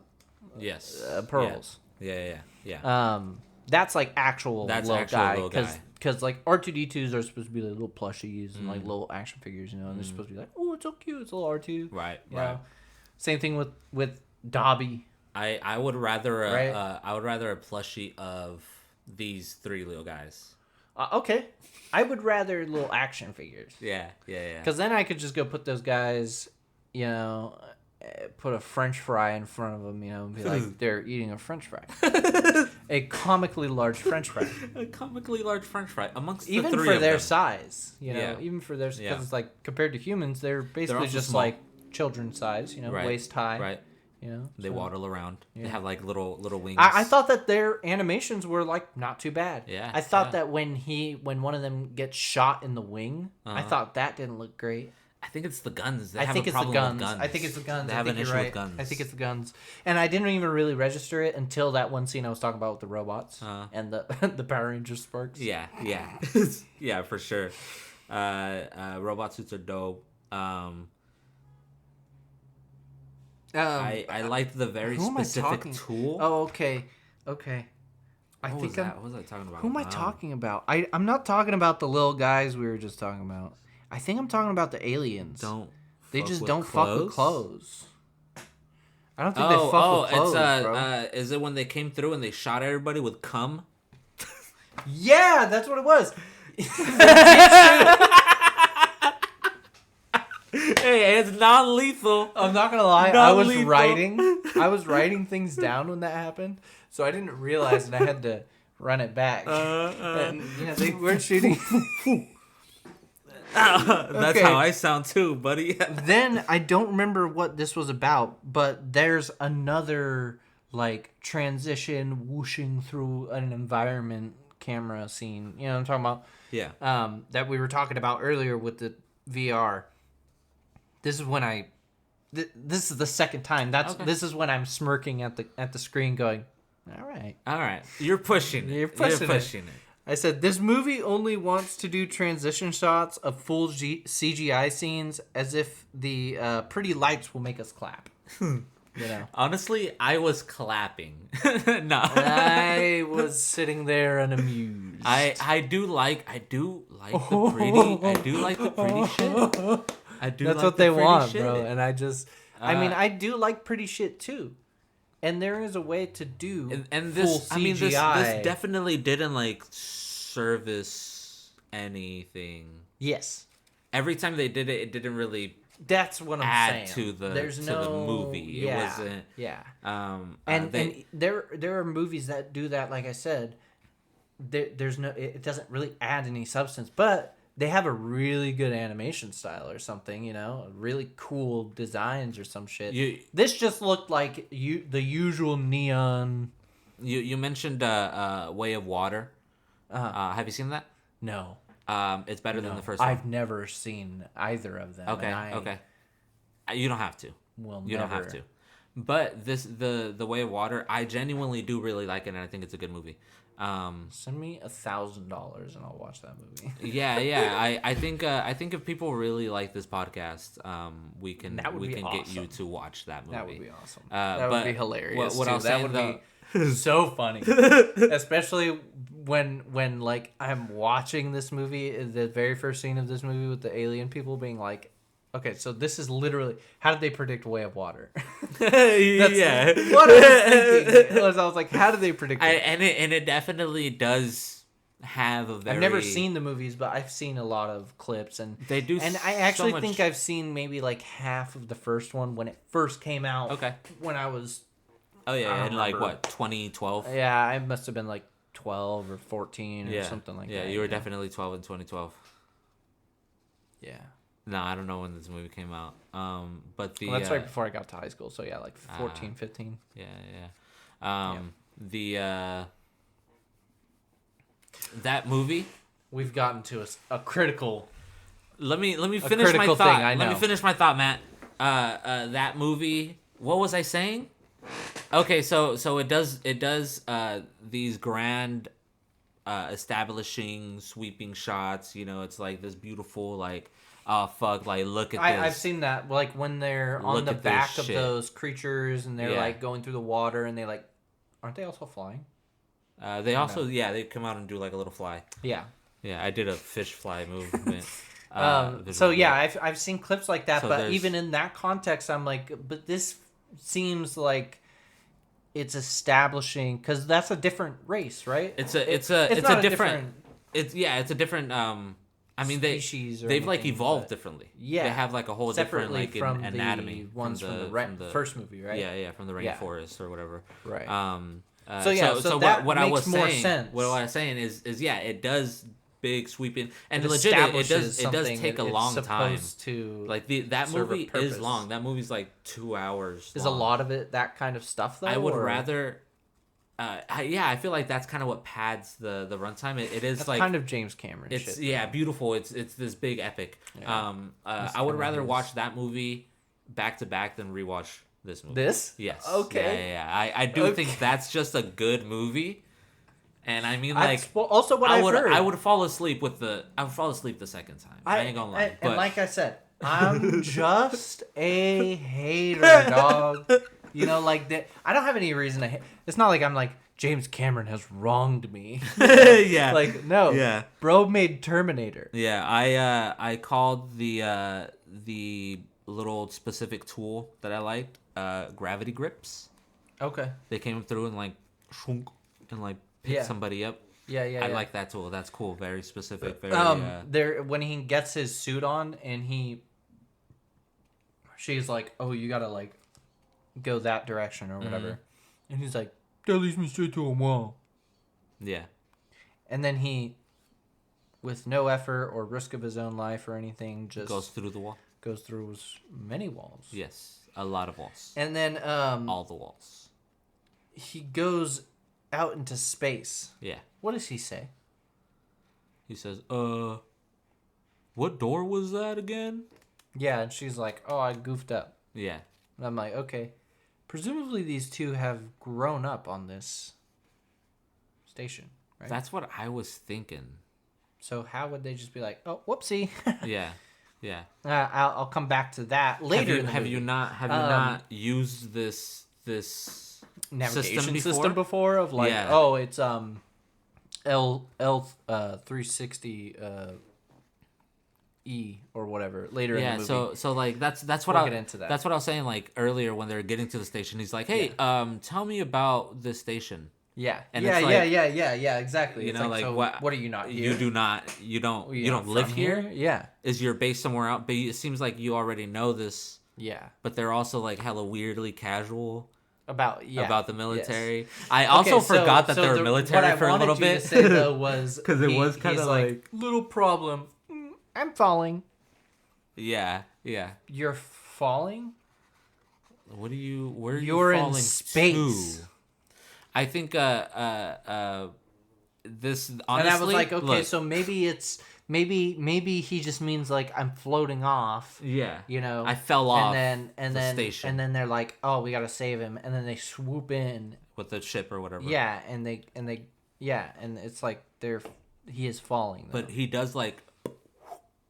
Yeah, like so. So, okay. Maybe it's because people, fucking nerds in the comments are gonna be like, it's because, as they said, its mass was becoming too great for being around Earth. Thus, it had to be sent away, and it has since grown and has its own gravitational pull now. And so the technically, pull... he would be falling. He fucking imbecile. But wouldn't he like then fall onto doesn't have an atmosphere though. That's true, right? So why would he be falling down? Would he doesn't fall? Yeah, fucking pull back to the center. That's what I'm saying. So he would like, and then come right back. Yeah, right across the fucking wall, and or he'd be like, or maybe it's not big enough to be super. But even then, I don't know. Like, I ain't off. no scientist. I ain't no smart fella from no goddamn university. He immediately started getting pulled in one direction. Yeah, he immediately just started falling. I don't know. Yeah.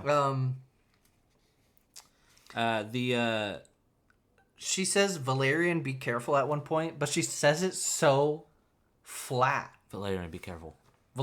Dude, you gave that more emotion. I'm not even joking. She's literally like, Valerian, be careful. yeah, for sure. You know, and then I'm just like, and then she's like, we've lost him. When he gets into danger or whatever. She's like, we've lost him, and then she tries going after him, and they stop her or whatever. Right. And I don't know. I'm like, so. It's just so many mixed signals because I'm like, so does she care about this guy? Does she not care about this guy? Because at some point she's like, dude, this guy is getting kind of fucking weird with how fucking intense he's coming at me with his like, let's be a thing. Yeah. I'm gonna marry you. Hey, you know, like no, hold on, but you missed it. When he was walking away from the bus, she looked at him. Oh, and smiled. Yeah. You missed it, bro. So that's all right. You know, like. That counts, okay? It's a cumulative. Moment. I'm not even lying. I forgot about it. And that added context, but it's like not enough because it's not enough. So abrupt. Yeah, because even at that even at that moment, I was like, oh my god, like come on, bro, like that's not. Like, you haven't earned this. I know. Yeah. I think that's what once a movie isn't good. Fuck. I forget about movies that aren't good. When they try and stop her, she mentions his dreams, and I'm like, I know he mentioned the dream, but I guess she heard from the AI that it was Mule, right? Yeah. He's like, tell me about the planet from my dreams. He I don't know anything. Tell me about the planet from my dreams. Yeah. Tell me what I need to know for the plot. No, they had a conversation when he was inside of the thing and she was outside. Okay. He was like, because I wrote, did she even know about the? He does. Mulians? I think he does. I think he does mention them. I think he does. I think he does say mule. The dialogue goes from wholly unremarkable and inoffensive to the worst and most offensive shit ever. Meaning, like, there's no good dialogue in this movie. There is just dialogue, and then there's really bad dialogue. You know? Yeah. The whole crashing through walls and through fucking levels. I genuinely really like that. Yeah, that's fine. That's I think that for me. My problem with it was him being like, that leads me to a wall, knowing that he like, you have a fucking suit. It's on the taxpayer's dime. Like here. The military doesn't care. Like just fucking bust through the wall. I did right here. I'm the Juggernaut, bitch. Okay. From X-Men 3, The Last Stand. I'm the Juggernaut, bitch. I can't remember what this was, but it was something that I remember being really annoying. XD, so funny. He be so crazy. XD. And then why does she need to drive so much? Who was it that she got? Because it's something that guy said. She got in a vehicle to go save the homeboy. Right. I don't remember. It's not really important. That's just another example of me being like, God, this dialogue sucks. Bro, so the Skyjet that he gets into to go save the girl, it's a fucking Lexus. Did you see that? No. Bro, it's a fucking Lexus. They did this whole unveiling. What is it called? Valerian? No. The word that I'm looking for. It's they unveiled it. Lexus. They showed it off. It's like this whole fucking what is it? Skyjet. Oh.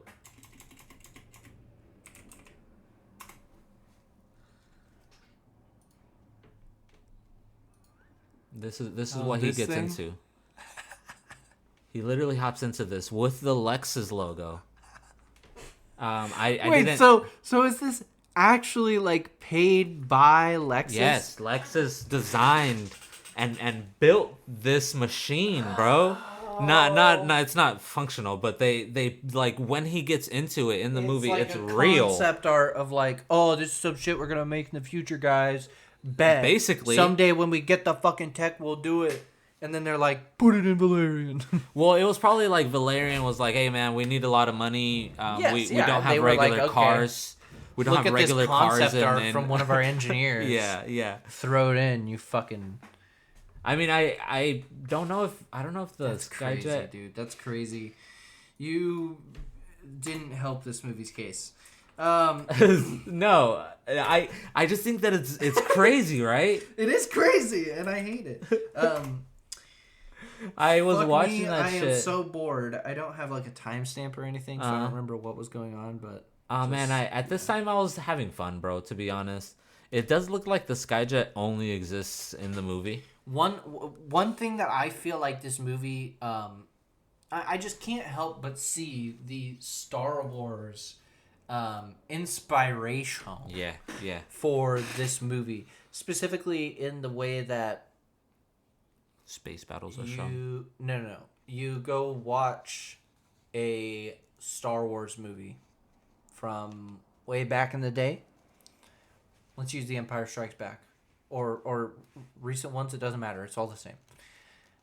The movie always start out. We'll use two movies that are like very unconnected to each other, okay? The Phantom Menace and The Empire Strikes Back. Empire Strikes Back, Luke is on Hoth. He goes missing. Han has to go save him. Luke is in a very dire situation. So is Han. They both somehow survive, right? Mm-hmm. Phantom Menace starts out. Obi-Wan, Qui-Gon Jinn, they're on a diplomatic mission on a ship. That goes wrong because they try to get assassinated, or they almost get assassinated. Big, crazy stuff. They escape danger into greater danger. So do Luke and Han. Because now the fucking Empire's here. Big, crazy battle. Oh my god. Qui-Gon Jinn, Obi-Wan, big, crazy battle on Tatooine trying to save the queen, yada, yada. So these movies are always nuts to butts. There's always shit happening in every single scene. Right. And then every once in a while you get a quiet scene where there's like, and I'm just describing movies basically, but it's specifically in the way that this movie and Star Wars are always like, even in the new Star Wars movies, it's like from the start to the finish, you are on this like on a journey, yeah, and there's crazy stuff always happening. But this movie just doesn't nail it for me. Yeah, it doesn't. It definitely doesn't work. And I think this is. I had this down a few times here. Had to end somehow. I think that does kind of exemplify like how it doesn't nail the like transitional periods or like how to get to the next thing. Right, they had a lot of cool ideas, and they're like, "Oh, I'm the CGI is going to be like this or whatever," but they didn't really focus on how to bring it together. Completely. Yeah. Then we're on this journey to save the homeboy and find him because he crashed and everything, right? And she goes to the thing, she finds the fucking jellyfish, they successfully extract the jellyfish, and they get back, and she puts the jellyfish on her head. The Three Stooges, the alien Three Stooges are there, and they are basically instructing her on everything, and she has a jelly trip. Right? And she ends up seeing the future. Okay? And she sees L630E on the wall, right? And then she needs the Three Stooges to decode this for her because she doesn't fucking live on the spaceship for some fucking reason. Exactly. That's what I'm saying. Is like this is what I was talking about earlier, where like it's just weird shit like that just it's just kind of takes me out. It makes me question things. You know? Yeah, dude, for sure. And then they get there, and then she gets there to this place that she was instructed to go to, and she finds him in 2 seconds. Yeah. She literally goes on a ledge on a corner. Valerian! Oh my god! And then just runs over to him. And then, dude, it's. And then they just have again zero chemistry. The fucking worst chemistry. It isn't authentic at all, bro. I wrote here. Oh, she missed him. Uh-oh. Stinky. Oh, man. So they need an animal and pearls to survive. Evolutionary L. That was more of a question about the Avatar Mulians. The Avatar people, this is just me musing during the movie because I've already put it together. Okay, so the pearls are going to be the key to the fucking alien creature. Yeah. He has the pearl because he mysteriously has it now. You know, right. He, you know. Anyways. Yeah. So. That. And then right back into the action. We can't have any fucking breaks. Right. Right back into the action. She gets grabs fucking fished thing. out. Yeah. I did think that was a pretty cool idea though. The fishing with. Okay, but here's my problem, Richie. So they're presumably fishing, quote unquote, for the lizards who are eating the butterflies. Okay. Right? But just happen to have a human-sized cage. And they're not like, oh, bro, looks like we caught a human. Let's go rape her. You know, do some crazy shit. What the fuck? You know what I'm saying? What's happening? They're just ready to go and take her. They just have, it's definitely, and it's like some sort of, I don't know, maybe they get traffic. Maybe, I don't know. Well, these guys are also traffic. The people that they're like, oh, if you go in there and you get caught, you risk a political upheaval on the station. Remember, these guys are kind of really hostile. So it kind of makes enemy sense. Territory or whatever. Yeah, it kind of makes sense, but it's just I don't know. Yeah. Anyways. Yeah. Well, the thing is, get Ethan Hawke. I have here. Yes, Ethan Hawke is in this fucking movie. I do have here. They did just want an excuse to do shit. Yeah. I think it has to do with that, where it's why any whys is just an excuse to do the next shit. To just be like, look at these aliens. Look at this next fucking thing that I have. Yeah. All right, I have ideas. Okay. Yeah. Ethan Hawke, Sex Club. He's like, move, right? Yeah. He has the gun to him. Yeah. They make 2 baby steps to the left. And he's like, now that I've got you in a more secluded area, now I can, move. And then I thought they were going to walk down the road and go into an alley. No. Yeah. Or just, I think that was an alley, right? Go down the alley at least. Exactly. Yeah. So they didn't have the budget for the rest of that alley. And then Ethan Hawke, what the fuck? Hey, I work for the government. Legit was just thinking it's odd how no one is reacting to his obvious military suit. Right. That's what Valerian says. He's like, hey, I'm with the government. Yeah. I'm like, no one seemed to have noticed. Honestly, you in nobody this fucking cares, dude. Suit. Yeah, maybe it's just that. I don't know. In this red light district. I hate this movie. Just throwing that out there. It in there. I put here Rihanna didn't want to be in it for too long. I think it's because her shapeshifter thing went into full CGI mode.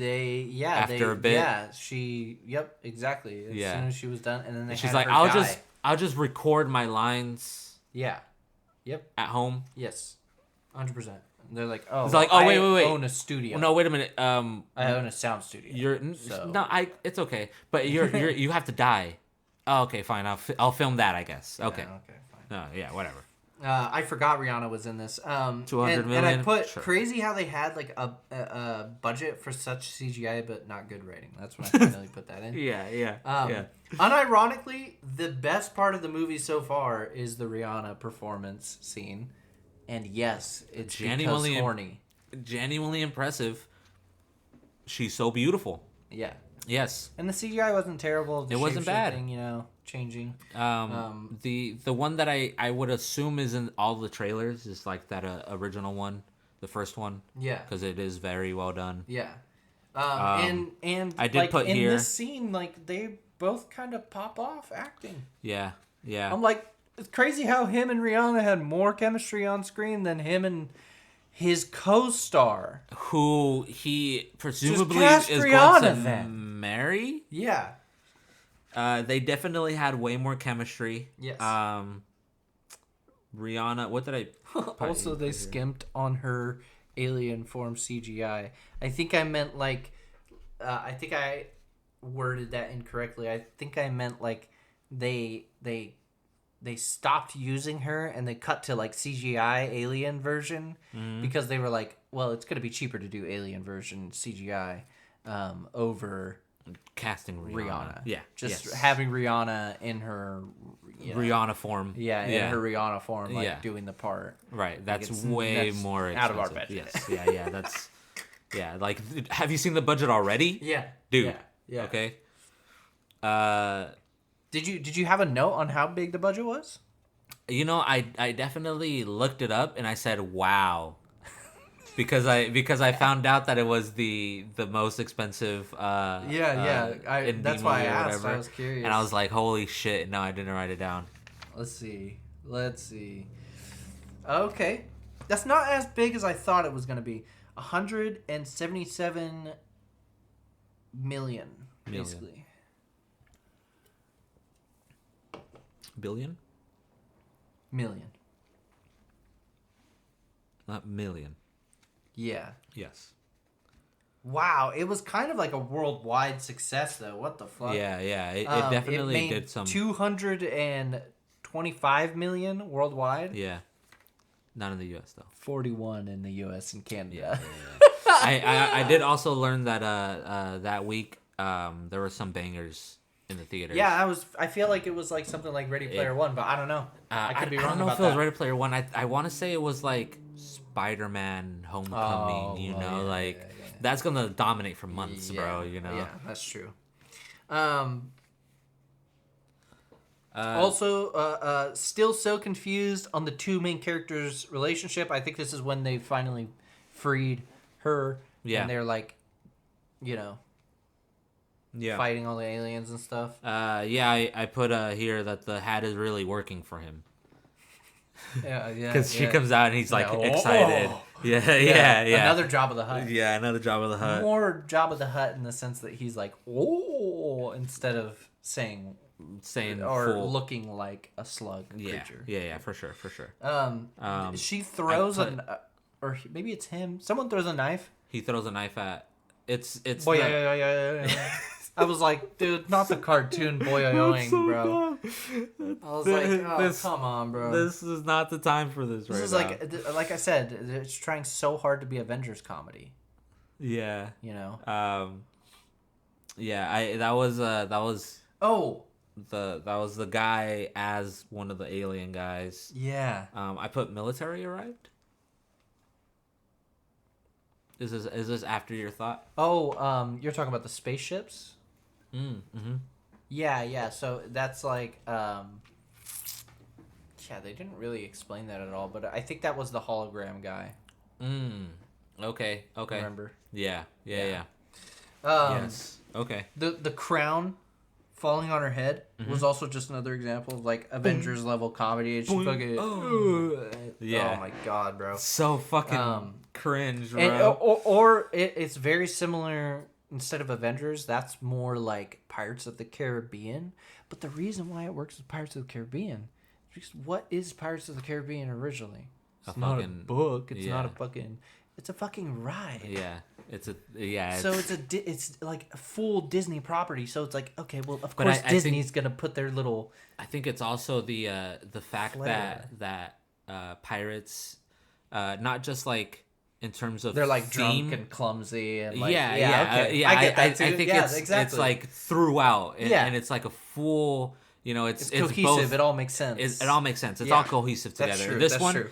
They kind of like put it in there, and then they're like, "Okay, I don't really care about it for now." It's just for a laugh. It's just for like, this moment. It's just like in a YouTube video, you want to get as much like watch time retention. Yes. Yeah. So you're putting in the next little bit. I put here interesting. Were they doing the nay? Who? The little alien kids, little alien babies. Okay. I don't remember what they were doing. When is that? This is Bubble dies. Yeah, okay, yeah. I was like, she's already fucking dead. That's crazy. But they just ran out of budget. Sorry, Rihanna. Corny as fuck death too. Yeah, for sure. Also, pegging joke. I don't know what that's talking about. Is it Rihanna and him? I don't know. They also woman inside you. A woman inside you. That could also be that. That's what it was. That's Kara's. Because he's like that's her line. I was like, okay, were they doing the nay? Chinese flag shows up. 1,000 social credit. It's still so weird that they don't have any clothes. It fucks the whole aesthetic of sci-fi, in my opinion. Yeah. Seeing them still not. They went into that spaceship for shelter, and then they escaped in the same spaceship, and only because they're like intelligent enough, and they like figured it out just by like trial and error or whatever, and they finally got themselves back to civilization. Yeah. And then they never figured out clothes. You could be like, oh well, they want to keep their traditional garb. I'm like, okay, but they're also kind of doing terrorism to another country thing. Kind of, when you think about it. I think also just even it's like not that like it's not stripping... justifiable. Like, of course it's fine. They got genocided, but Right, for sure. They're trying to. I'm just saying. Yeah, it's still like the idea that they're trying to preserve their culture, that can be elaborated further in the way that real cultures actually evolve. Right. Yeah. They've been at it for X amount of years. Yeah. It does seem like they have long lifespans because that's kind of what I thought too. Right. It's only been 30 years since their planet was destroyed, though. Was it 30? Yeah. Okay, I thought it was like 50 or something. 30. Okay. That's not too long. But still, like they traveled into space. But they didn't visually age the people who were like, oh, that was my daughter who died. Yeah. They didn't visually age. That's what I'm saying. They're like they seemed already full kind of stuff. Yeah, for sure. They were like the elves. Yeah, they were elves of space. Exactly. They had weird ears. It was like elves, but upside down because the bottom was. Oh my god! It was the long pointy, but upside down. Got it. They're kind of like merfolk too, is what I thought. Like some fantasy merfolk. Valerian says something about that girl's memories. The girl who died and like sent him his her memories or whatever. Yeah, he mentions her. Something told me. Like she told me. Yeah. He said something like that. It was her memory or something. Yeah, I was like, what do you mean like, told you? They barely touched on this at all. Yeah. I feel like they barely touched on that at all. Yeah, they legit. They were like, they did the pulse in the very beginning when she died. And he got woken up with her fucking death explosion. And then he had a dream. No, that's the same one. That's the same one. Yep. They've been milking that dream. Exactly. That's what it is. Yeah, and they never touched on it again. He hasn't had any other connection. Show like that girl's childhood. Right. Make more of an emotional connection towards the deceased person. What would be cool is naturally more empathetic towards them being genocided. Or what would be sick what would be sick actually is if he was like haunted by this girl. You know, there's like a scene where he like looks at your people fucking killed. He sees her in the crowd. He sees her in reflections. Yeah, exactly. And, like, that would be super sick. That'd be sick because there were no crowds, were there? No, not really. Not super dense. Not real ones either. Yeah. CGI VR ones. I would have liked in the space station if there were just a bunch of people. Maybe in the that one alley when with all of the crime. Yeah, that's true. That's true. Yeah. More Star Wars copycat soundtrack, but plus TIE fighter noises this time. It was literally like they took a TIE fighter noise and they like pitched it up. Yeah, I feel that. And that's one thing that I really didn't like about this movie. Kind of just made me sad. Was just the noises. Yeah. All of the sci-fi just felt too generic. Right. Yeah, for sure. Something like kind of the visuals too, like gun shooting and stuff. Kind of just look generic. Again, these people stay caressing each other too much. Feels this is when they're doing like a super huge backload of lore. They didn't front load you with lore in the beginning. They fucking backloaded all the movie. So like this last half of the movie, this last third of the movie is all exposition. Yeah, it kind of became and like just felt weird. It kind of became like it. Oh man, what am I thinking right now? It was like not exactly 1-to-1, but like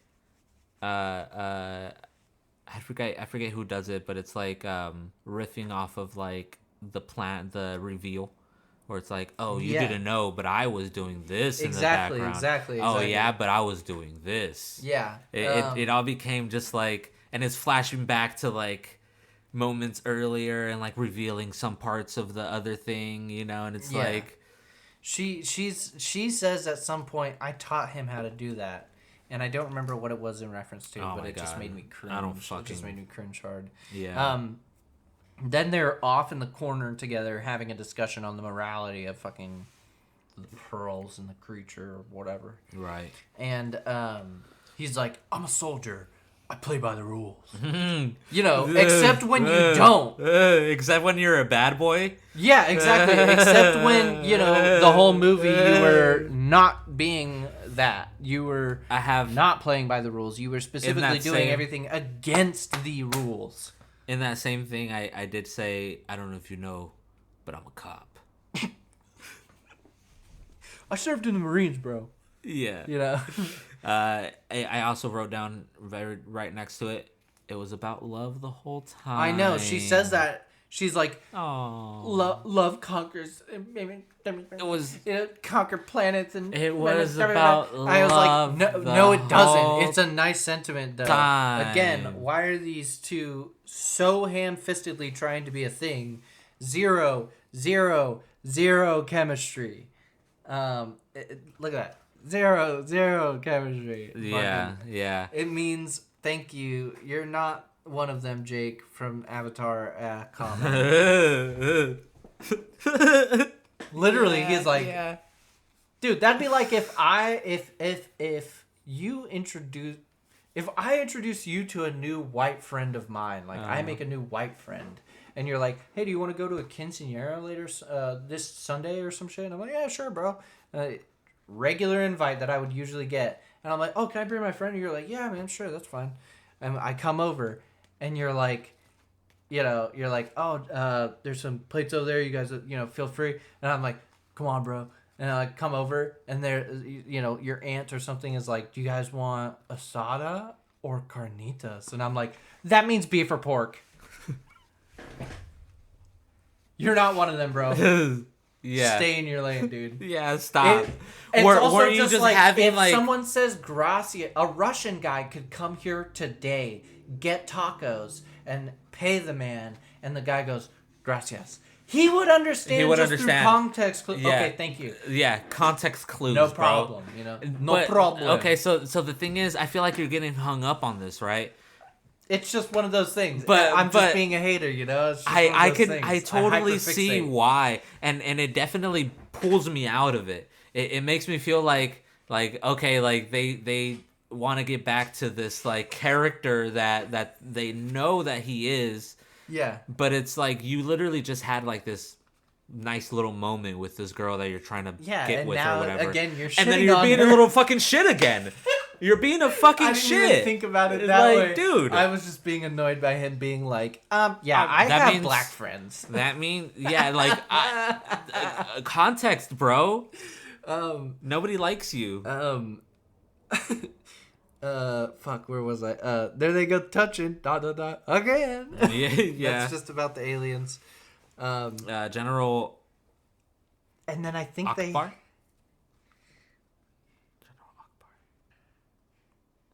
Okay, yeah. I think I didn't write a lot of stuff during all of that action because there wasn't neither. Much to nitpick or anything. One thing that I didn't write down the Power Ranger Sparks thing, but that was just because I was like, I'm just gonna remember that. Yeah. I couldn't. shit like that really took me out of it. But something that I liked and I appreciated was it was like showing like shit that's happening, some dramatic shit, and it cuts back to the girl and she just continues to beat his shit. Dude, okay, real quick, before she starts punching him and all that, she's like, thank you, the alien girl, she's like, thank you, my daughter, blah, blah, blah, blah.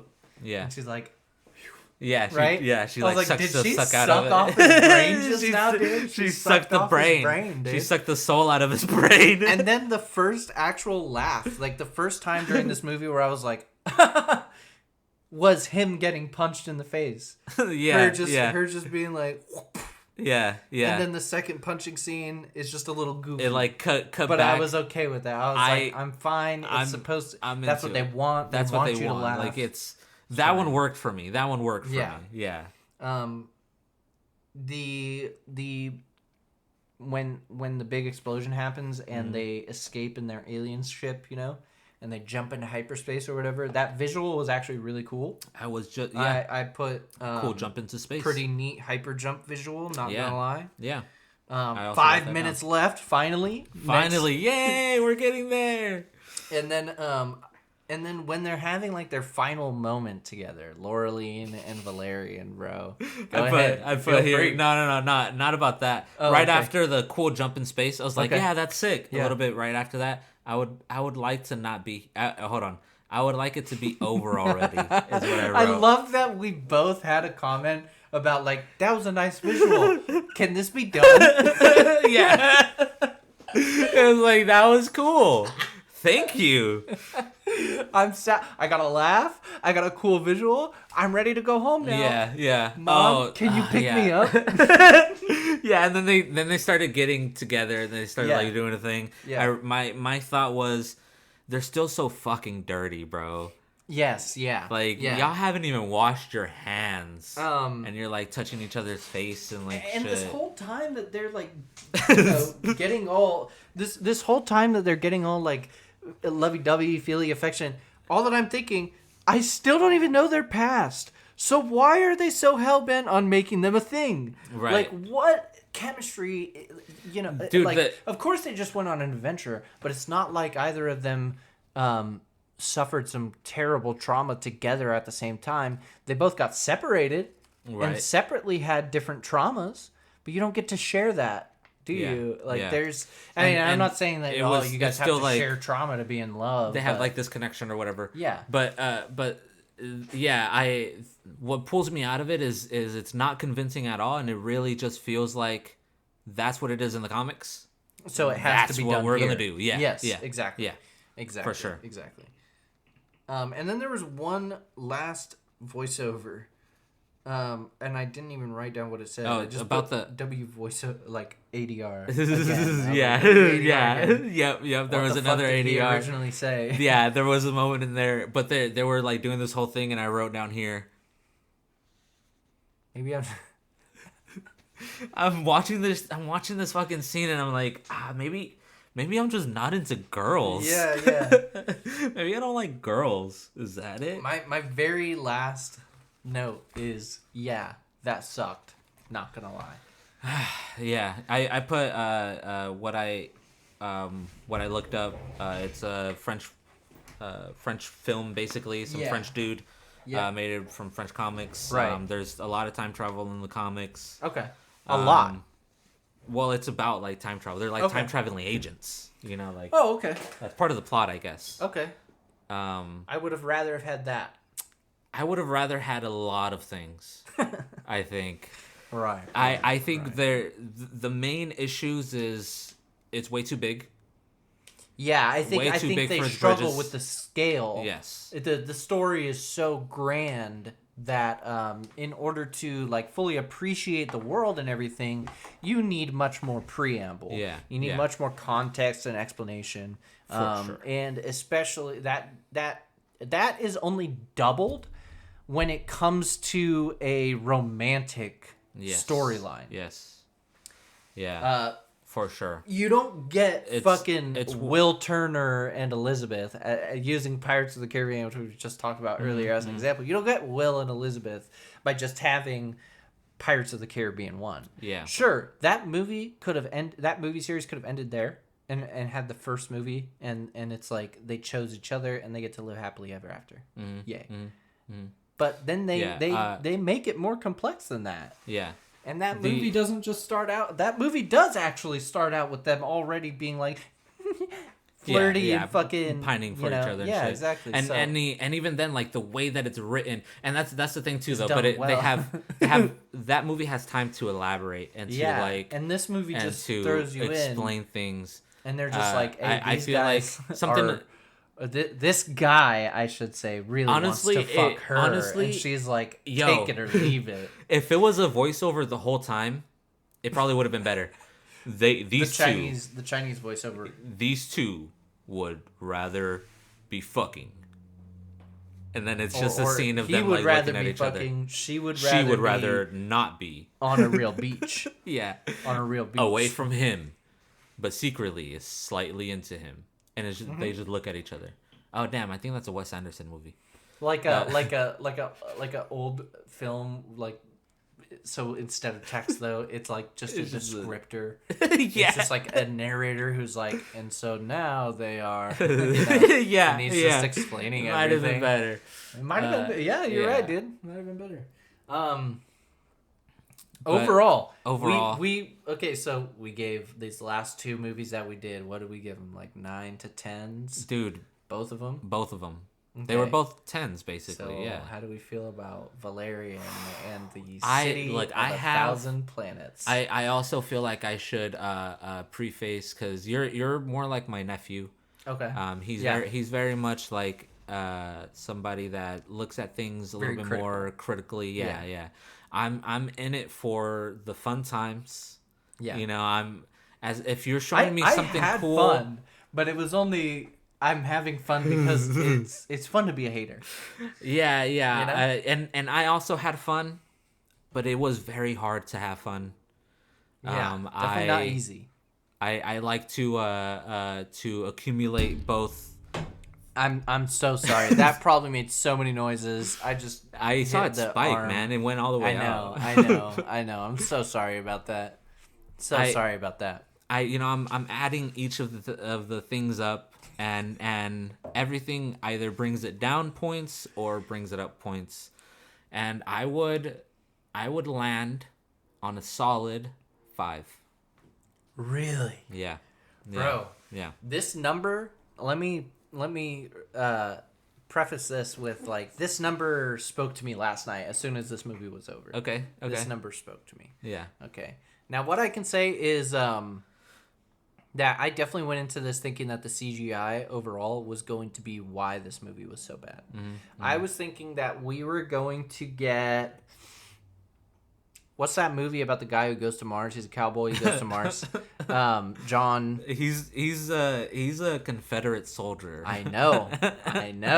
He's John Carter. Yeah, John Carter. I never put that together when I was a kid. I didn't understand what a Confederate soldier was until I got older and I actually like did research and fucking found out what the Civil War was about. I saw that movie a few years ago. That's what I was expecting. That level that movie CGI was not good. No.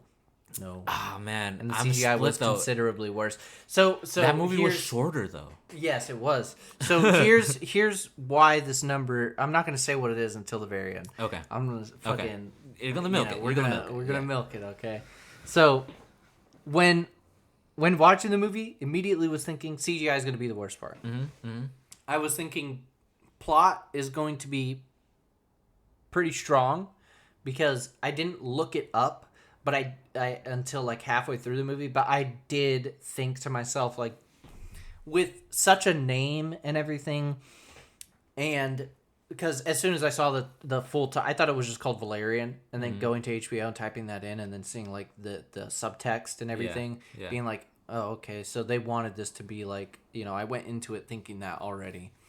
They wanted it to be a series of movies. So with that in mind, I was like, so then if they want it to be a fucking series of movies, then they definitely are basing this off of something, like comic, novel. I was thinking probably like a novel, like Dune, like a sci-fi novel. Right. And so with that, I was like, so the plot is probably going to be very strong, Yeah. And then for dialogue and stuff, I was like, take it or leave it. It could be just okay. It could be really bad, or it could be like good. And mind you, my opinion on Star Wars, by the way, is not that you go watch those for movies. Good dialogue and good. No. Definitely You go not. watch Definitely the not. original ones, and they're like not the best. Right. Fucking Harrison Ford is in the Death Star control room, and he's like, the old man told us to wait, so we're gonna wait, or whatever. Yeah. And fucking Luke is, but they're gonna kill her, like, it's not great. Right. It's just iconic, and it was kind of just I think part it's of its also time. like and it's also the plot a is little very bit, good. I think the what works for that those original movies is that it's the dialogue is sort of stripped back a little bit, right? So that the plot really has more room to shine. Exactly. In this movie, and there's like a slight little love thing happening, sure, in those movies, but in this movie, it's like it's so like front loaded with that for sure. It's so heavy, right? But it's like heavy in information. Yeah. Yes. Yeah. Something that because even though they don't explain the lore and everything to you, that very first scene is still jarring. They're like, "Here's the history of humanity." Boom, boom, boom, boom, boom, boom, boom. Yeah. And then they're like, "And now here's the history of these other fucking people who have just been doing this for 5,000 years." Right. And it's them fucking shitting out pearls and rubbing their faces with the pearls, and then a giant fucking Armageddon. And then they fucking die. And then Frieza comes through and explodes their planet, basically. And then look at our main characters. Yeah, and 20 minutes into the movie. Yeah, and then it's like, oh, by the way, he really wants to fuck her. Yeah, and it's like, holy shit, dude. It's fucking so breakneck speed, and then bro. by the end of it, you're so exhausted from all the action and stuff as well, because it's like front load hella information, and then now you're just on a journey, and there's little breaks where it's like them in the control room, and the general is like, here's what you're doing today, right? Or the breaks when they reunite. Yeah, exactly. Because they get separated and reunite and separated, reunite, and then she becomes the damsel. Yeah, exactly. Yeah. It's so. Yeah. So and here's the other thing. So dialogue, I covered dialogue. I covered plot. I covered that. Music, I had no expectations. So music being Star Wars-esque was like a pleasant surprise, but we already discussed it. It kind of takes away from its own identity. Yeah. Yeah, for sure. And then exactly what you said, like halfway through the podcast, they wanted to do so much, and they crammed so much in there. And like we just said a few minutes ago, it's clear that the source material and everything is so expansive and so big that it's like you can't just cram that into like a 2-hour movie. Yeah. It needs time to flower. Yeah. If this was broken up into a trilogy, and then at the end, them two got together and fell in love. Yeah. That. I mean, dude, imagine the first movie is like actually kind of touching on this crazy genocide in more detail. Right. And then the second movie is like, and now here's Valerian and all that. Yeah. You know, it would have just changed the whole thing, and it's much more difficult to do all that. For sure. But yeah, just trying to cram it all in though definitely takes away more than. What also was a detriment to it was the fact that it that itself it was like this indie movie, right? Yeah. It's the freaking director is the person that has full control or whatever. Right, yeah. If it was funded fully by a larger company, they would have felt secure enough to do something. You know, like, okay, let's start with this. Right. You know, I feel like that's changing it from that's like, true. Okay, I don't know if we will ever get funding for this again. Right. Right. So they're like, boom, balls to the wall, this fucking huge epic. Let's do as much as we can. Let's make it work. Yeah. I think that plus like definitely the full commitment. True. But yeah, like that makes it so much. You know, like it has to be what's the word? Like extravagant. Or like just extreme, just like you know, over the top, so that it'll entice as many people to stay as possible. Right. Like look what we have to offer. We'll be able to all of this we have to offer. Exactly. You know. So with all of that being said. Mm-hmm. And counting up all of those things and divvying up points, bro. Because the music wasn't disappointing, but generally kind of just unremarkable, I'll give it a point. For, like, the plot doesn't hold up, though. Mm-hmm. In my opinion, like, it was just, like, it wasn't told in a well enough manner. In my opinion, the fucking, what were all the things that I mentioned? It was music, it was dialogue, it was like direction or some shit. Basically 2 fucking points, bro. Mm-hmm. You got a 2 out of 10. You got 2 out of 10. You got a 2 out of 10. Okay. Bro. Yeah, for sure. There's not 10 criteria, but I'm gonna give you a point for having decent music and just being like, I don't know, whatever, indie film, bro. Yeah. Congratulations, you Congratulations. Did it. Yeah, hey. It was out. The CGI. It was. I was expecting the CGI to be much worse. The CGI wasn't as bad as I was expecting. Yeah. So because of that, you get another point, and the music being not terrible, it was like, you know, kind of copycat, but that means that it's, you know, at least you're trying. Yeah. You're trying to fit some sort of genre, vibe, and aesthetic. Yeah. I think I was being a little bit too generous thinking about it because I'm weighing it. Yeah. Because I did genuinely really like that opening scene. Yeah, and this is on a scale of 1 to 10. Right? This is on a scale of 1 to 10. This is on a scale of 1 to 10. I really like that opening scene. But yeah, like if it's the opening scene, the run through the whole city of 1,000 planets. Yeah. What else? I did like the Leviathan water monsters. That shit's that's pretty cool. That shit's pretty cool. The designs of the I think just like costume designs, alien designs and stuff. Yeah, they weren't terrible. They were pretty good. I think they were creative enough. There was nothing that I looked at and was like, "Would you go to Star Wars Land?" Right, you know, you in a fucking Star Wars Land and bought a costume there. You know? Exactly. Like, yeah, and I think maybe like the aesthetics of each location that they explored. Things like that. Yeah. Bring the score up a little bit more. Yeah. But they definitely had interesting concepts. They had interesting concepts. And whatnot. Yeah. It's maybe not fully executed properly. Yeah.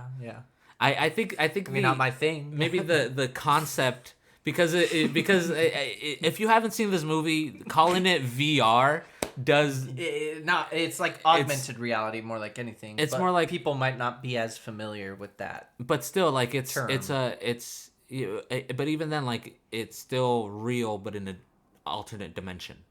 I don't think it's an alternate dimension. That's what they say. Yeah, was because it? Yeah. I thought it was just another planet. It was just like, oh, this is another planet where this is all taking place. Well, they called it like a dimensional. They called it like a dimensional something. Like that was part of the that machine that like, oh, you gotta scan it with this. But that's just it's so like that a dimensional you can be this and this in one place and get an item. I guess it could just be another planet. That was just so that he could have a gun in his hand and be like, I'm not here, but I'm actually here. Right. And that I could might definitely get my hand fucked up, but I'm gonna kill you. Yeah, I'll shoot some motherfuckers. Exactly. So that's how I interpret it. Like, it's just another planet. The tech on his arm was an interdimensional thing because it's using wormholes. Right. Yeah, I guess that does make sense. An interdimensional device that is using the same tech. And as then like the fucking glasses have that interdimensional warp drive for a ship. The gloves also because you need the gloves to touch anything. Yep. I guess that would make sense. Yep. But either way, like it's still like the concepts were pretty cool. They did the whole underwater thing. That concept was pretty cool. Mm-hmm. Those things do bring up the score a little bit. But yeah, I was definitely being generous. Thinking about the bad things, I'm telling you, I forget about things that I don't like. Mm-hmm. Right. Right. So now being like, here's my preamble and my preface of my rating. You're like, right. Okay. Yeah. I guess I do have to elaborate it a little bit further. Yeah. I think that's something that Ivan hates because I forget about the things that I don't like, and I'm like, I liked this for these reasons. With that being said, I forget things that I don't like as well. But I think the difference is that like as soon as someone starts talking about something, my brain will conjure everything. Yeah, okay. Whether it's good or bad. My brain conjures or whatever. Good. Okay. Yeah. I completely forgot that I watched Red Notice. Okay. With Dwayne The Rock Rock Johnson. Perfect example is something like a video game. I'm trying to look at one of these games and be like, what is something that I like but like didn't like? I don't know. No examples come to mind. Well, but, like my example is Red Notice. Mm-hmm. My nephew and I watched it. What that is. What is that? It's a Netflix movie with Ryan Reynolds, Dwayne The Rock Johnson, Gal Gadot. Oh, okay. It has a freaking cameo. I'm not entirely sure if this is the movie, but maybe Kevin Hart. Okay. But it's like this spy, adventure movie or whatever. Yeah, for sure. Gotcha. But Ivan was swearing up and down that we've seen this movie. Right. I'm like, dude, I have seen it there, but I have not seen it. And he's like, bro, we watched it together. So we watched it again. And Ivan likes this movie. Okay. Ivan will be like, oh yeah, Red Notice was good. Yeah. And we're watching this movie, and I'm like, oh fuck, I do remember this. I think I remember this scene. Yeah, and that's what pisses him off. It's not that the movie or whatever. It's just that like you forget it. I just forgot. What it is. Right. So okay. I just didn't like the movie, and I forgot the whole fucking movie. And so yeah, like with this movie, I do, coming into the podcast, I was thinking like, oh, I really like the CGI. The suits were super dope. The fucking Lexus Skyjet was kind of fucking cool. The suits were passable. I'm not gonna lie. The black suit that they put on, the power suit, pretty fucking basic and boring looking. Basic as fuck. Black and yellow. It looked like plastic. Yeah. Now say yeah. No, for sure. Stormtrooper ass. Yeah, I was thinking G.I. Joe, the early 2010s movies. Yeah, but the difference is that this was like a suit, and those were like CGI. Yeah. Yes, truth. It's a 3. It's a 3? It's a 3. Yeah. I think I'll bring it back down to a 3. Yeah. That's fair. That's fair. Yeah. That's fair. I do want to make a recommendation for anybody. I don't think you've seen this yet, but Scavenger's Reign on HBO Max. And I think Netflix. Okay. It's a sci-fi show. Okay. And this movie gave me those vibes in the sense that it really does just drop you into something. Yeah. But better. So much better. Oh my God. Like, right. It doesn't, there's scenes where there's no dialogue. There's nobody speaking. And it just shows you, say that. It just shows you this environment and it like kind of, it shows you the process. It shows you what happens. Yeah. right? One example that sticks out of my mind, there's like this scene where these people are walking through this forest, and there's things that are hanging down, and it looks like it's just like this forest with like vines, you know? Right. But the vines have like almost like little claws at the end, and it cuts a person, and the blood goes into the vine, and it goes to like the base of the tree, and right there it starts fucking cloning him, right? Okay. But what they show you, is the process, the natural process, because this is an environment that is like lived in with creatures and all of these other things, and it's completely alien. Okay. There's like alien creatures walking by in it, and it cuts it, clones it. It goes, finds the creature that now is infected and it's dying, and it like buries it, and it goes over to the herd, and the clone explodes and infects all the other things, and then another forest grows. Damn. Right, and it's this whole process. So like it'll take like 10 minutes to explain what's happening just by showing you some really cool fucking shit. Yeah. Well, I think that's what they did in the beginning with the alien people. But that's what I'm saying. Like this movie gave me those vibes. It just didn't execute it well. Yeah, because even then, like even now that the movie is over, I still have no idea why the pearls or the creature were so important. They don't fucking matter. Other than just being a cultural reminder of their. But they also past. like give back to the world, but then they have like, and it's like a natural type of ship. But it's also just a hologram. But it's also a hologram. It was just a hologram. It was just a hologram, right? So it was like, okay, so I don't know. Yeah. I don't know. It's a fucking 3. I don't care. It's a 5 out of 20. It was a fucking 2. It's a 5 out of 20. It's a 5 out of 20. Yeah, we're gonna watch another sci-fi movie next. Oh my god! It'll either I don't know be Jupiter Ascending or John Carter. John Carter, dude. Yeah, maybe we should. I think we should. Look, Isn't if you Disney? haven't, I think it's Disney. Yeah. Yeah. So I'll have to get on Alfredo's. Okay. Disney Plus. If you gotten this far and you haven't seen this movie, don't watch the movie. Just listen to this podcast again. You should watch it if you want context. I was gonna say just watch this. Just listen to this podcast again. Okay. Yeah. We covered everything you need to know. I think we'll make people laugh more than that movie did. Yeah. At least. Yeah. At least a little. At bit. least. You know. Maybe just a bit. All right. Well, if you have been listening and would like to become a visual viewer, please send a formal inquisition letter to Dave. Dave himself. Thank you, Dave. Thank you, Dave. Our lifetime sponsor. Dave gave me $5. He gave me fucking 8 the other day. Bro. Oh shit! Yeah. Is he changing shit up? No, it's because he was like, "Hey, bro, I actually don't have enough right now. I've only got $2, so maybe you could take 3, maybe I can give you 2 right now, and pay you up front later." I was like, "Okay, yeah, that's cool, bro." He was like, "I could pay interest. I could give you like $10 next time." I was like, "Nah, bro. Yeah, just give me the 8." He's really cool. He's really cool. Yeah. The thing is, it's wild because like his facility is completely empty. Right. But he does get money. It's not even like those memes where it's like men's apartments be like, and it's like a mattress and a TV on the ground with an Xbox. It's not even like, it's like literally empty. No, yeah, it's like there's not even like a Japanese like futon that they roll out. Right. No, it's pad mattress thing. It's like freshly built building. Yeah. Very nice. Yeah. Pristine condition. Yeah. Yeah. Nobody has walked those floors. Yeah. He told me he pays $3,000 to have a cleaner come in and clean it. Wow. Even though it's spotless every day. Yeah. Wow. Isn't that crazy? That's crazy. Yeah. Man. It's probably because they lose their minds.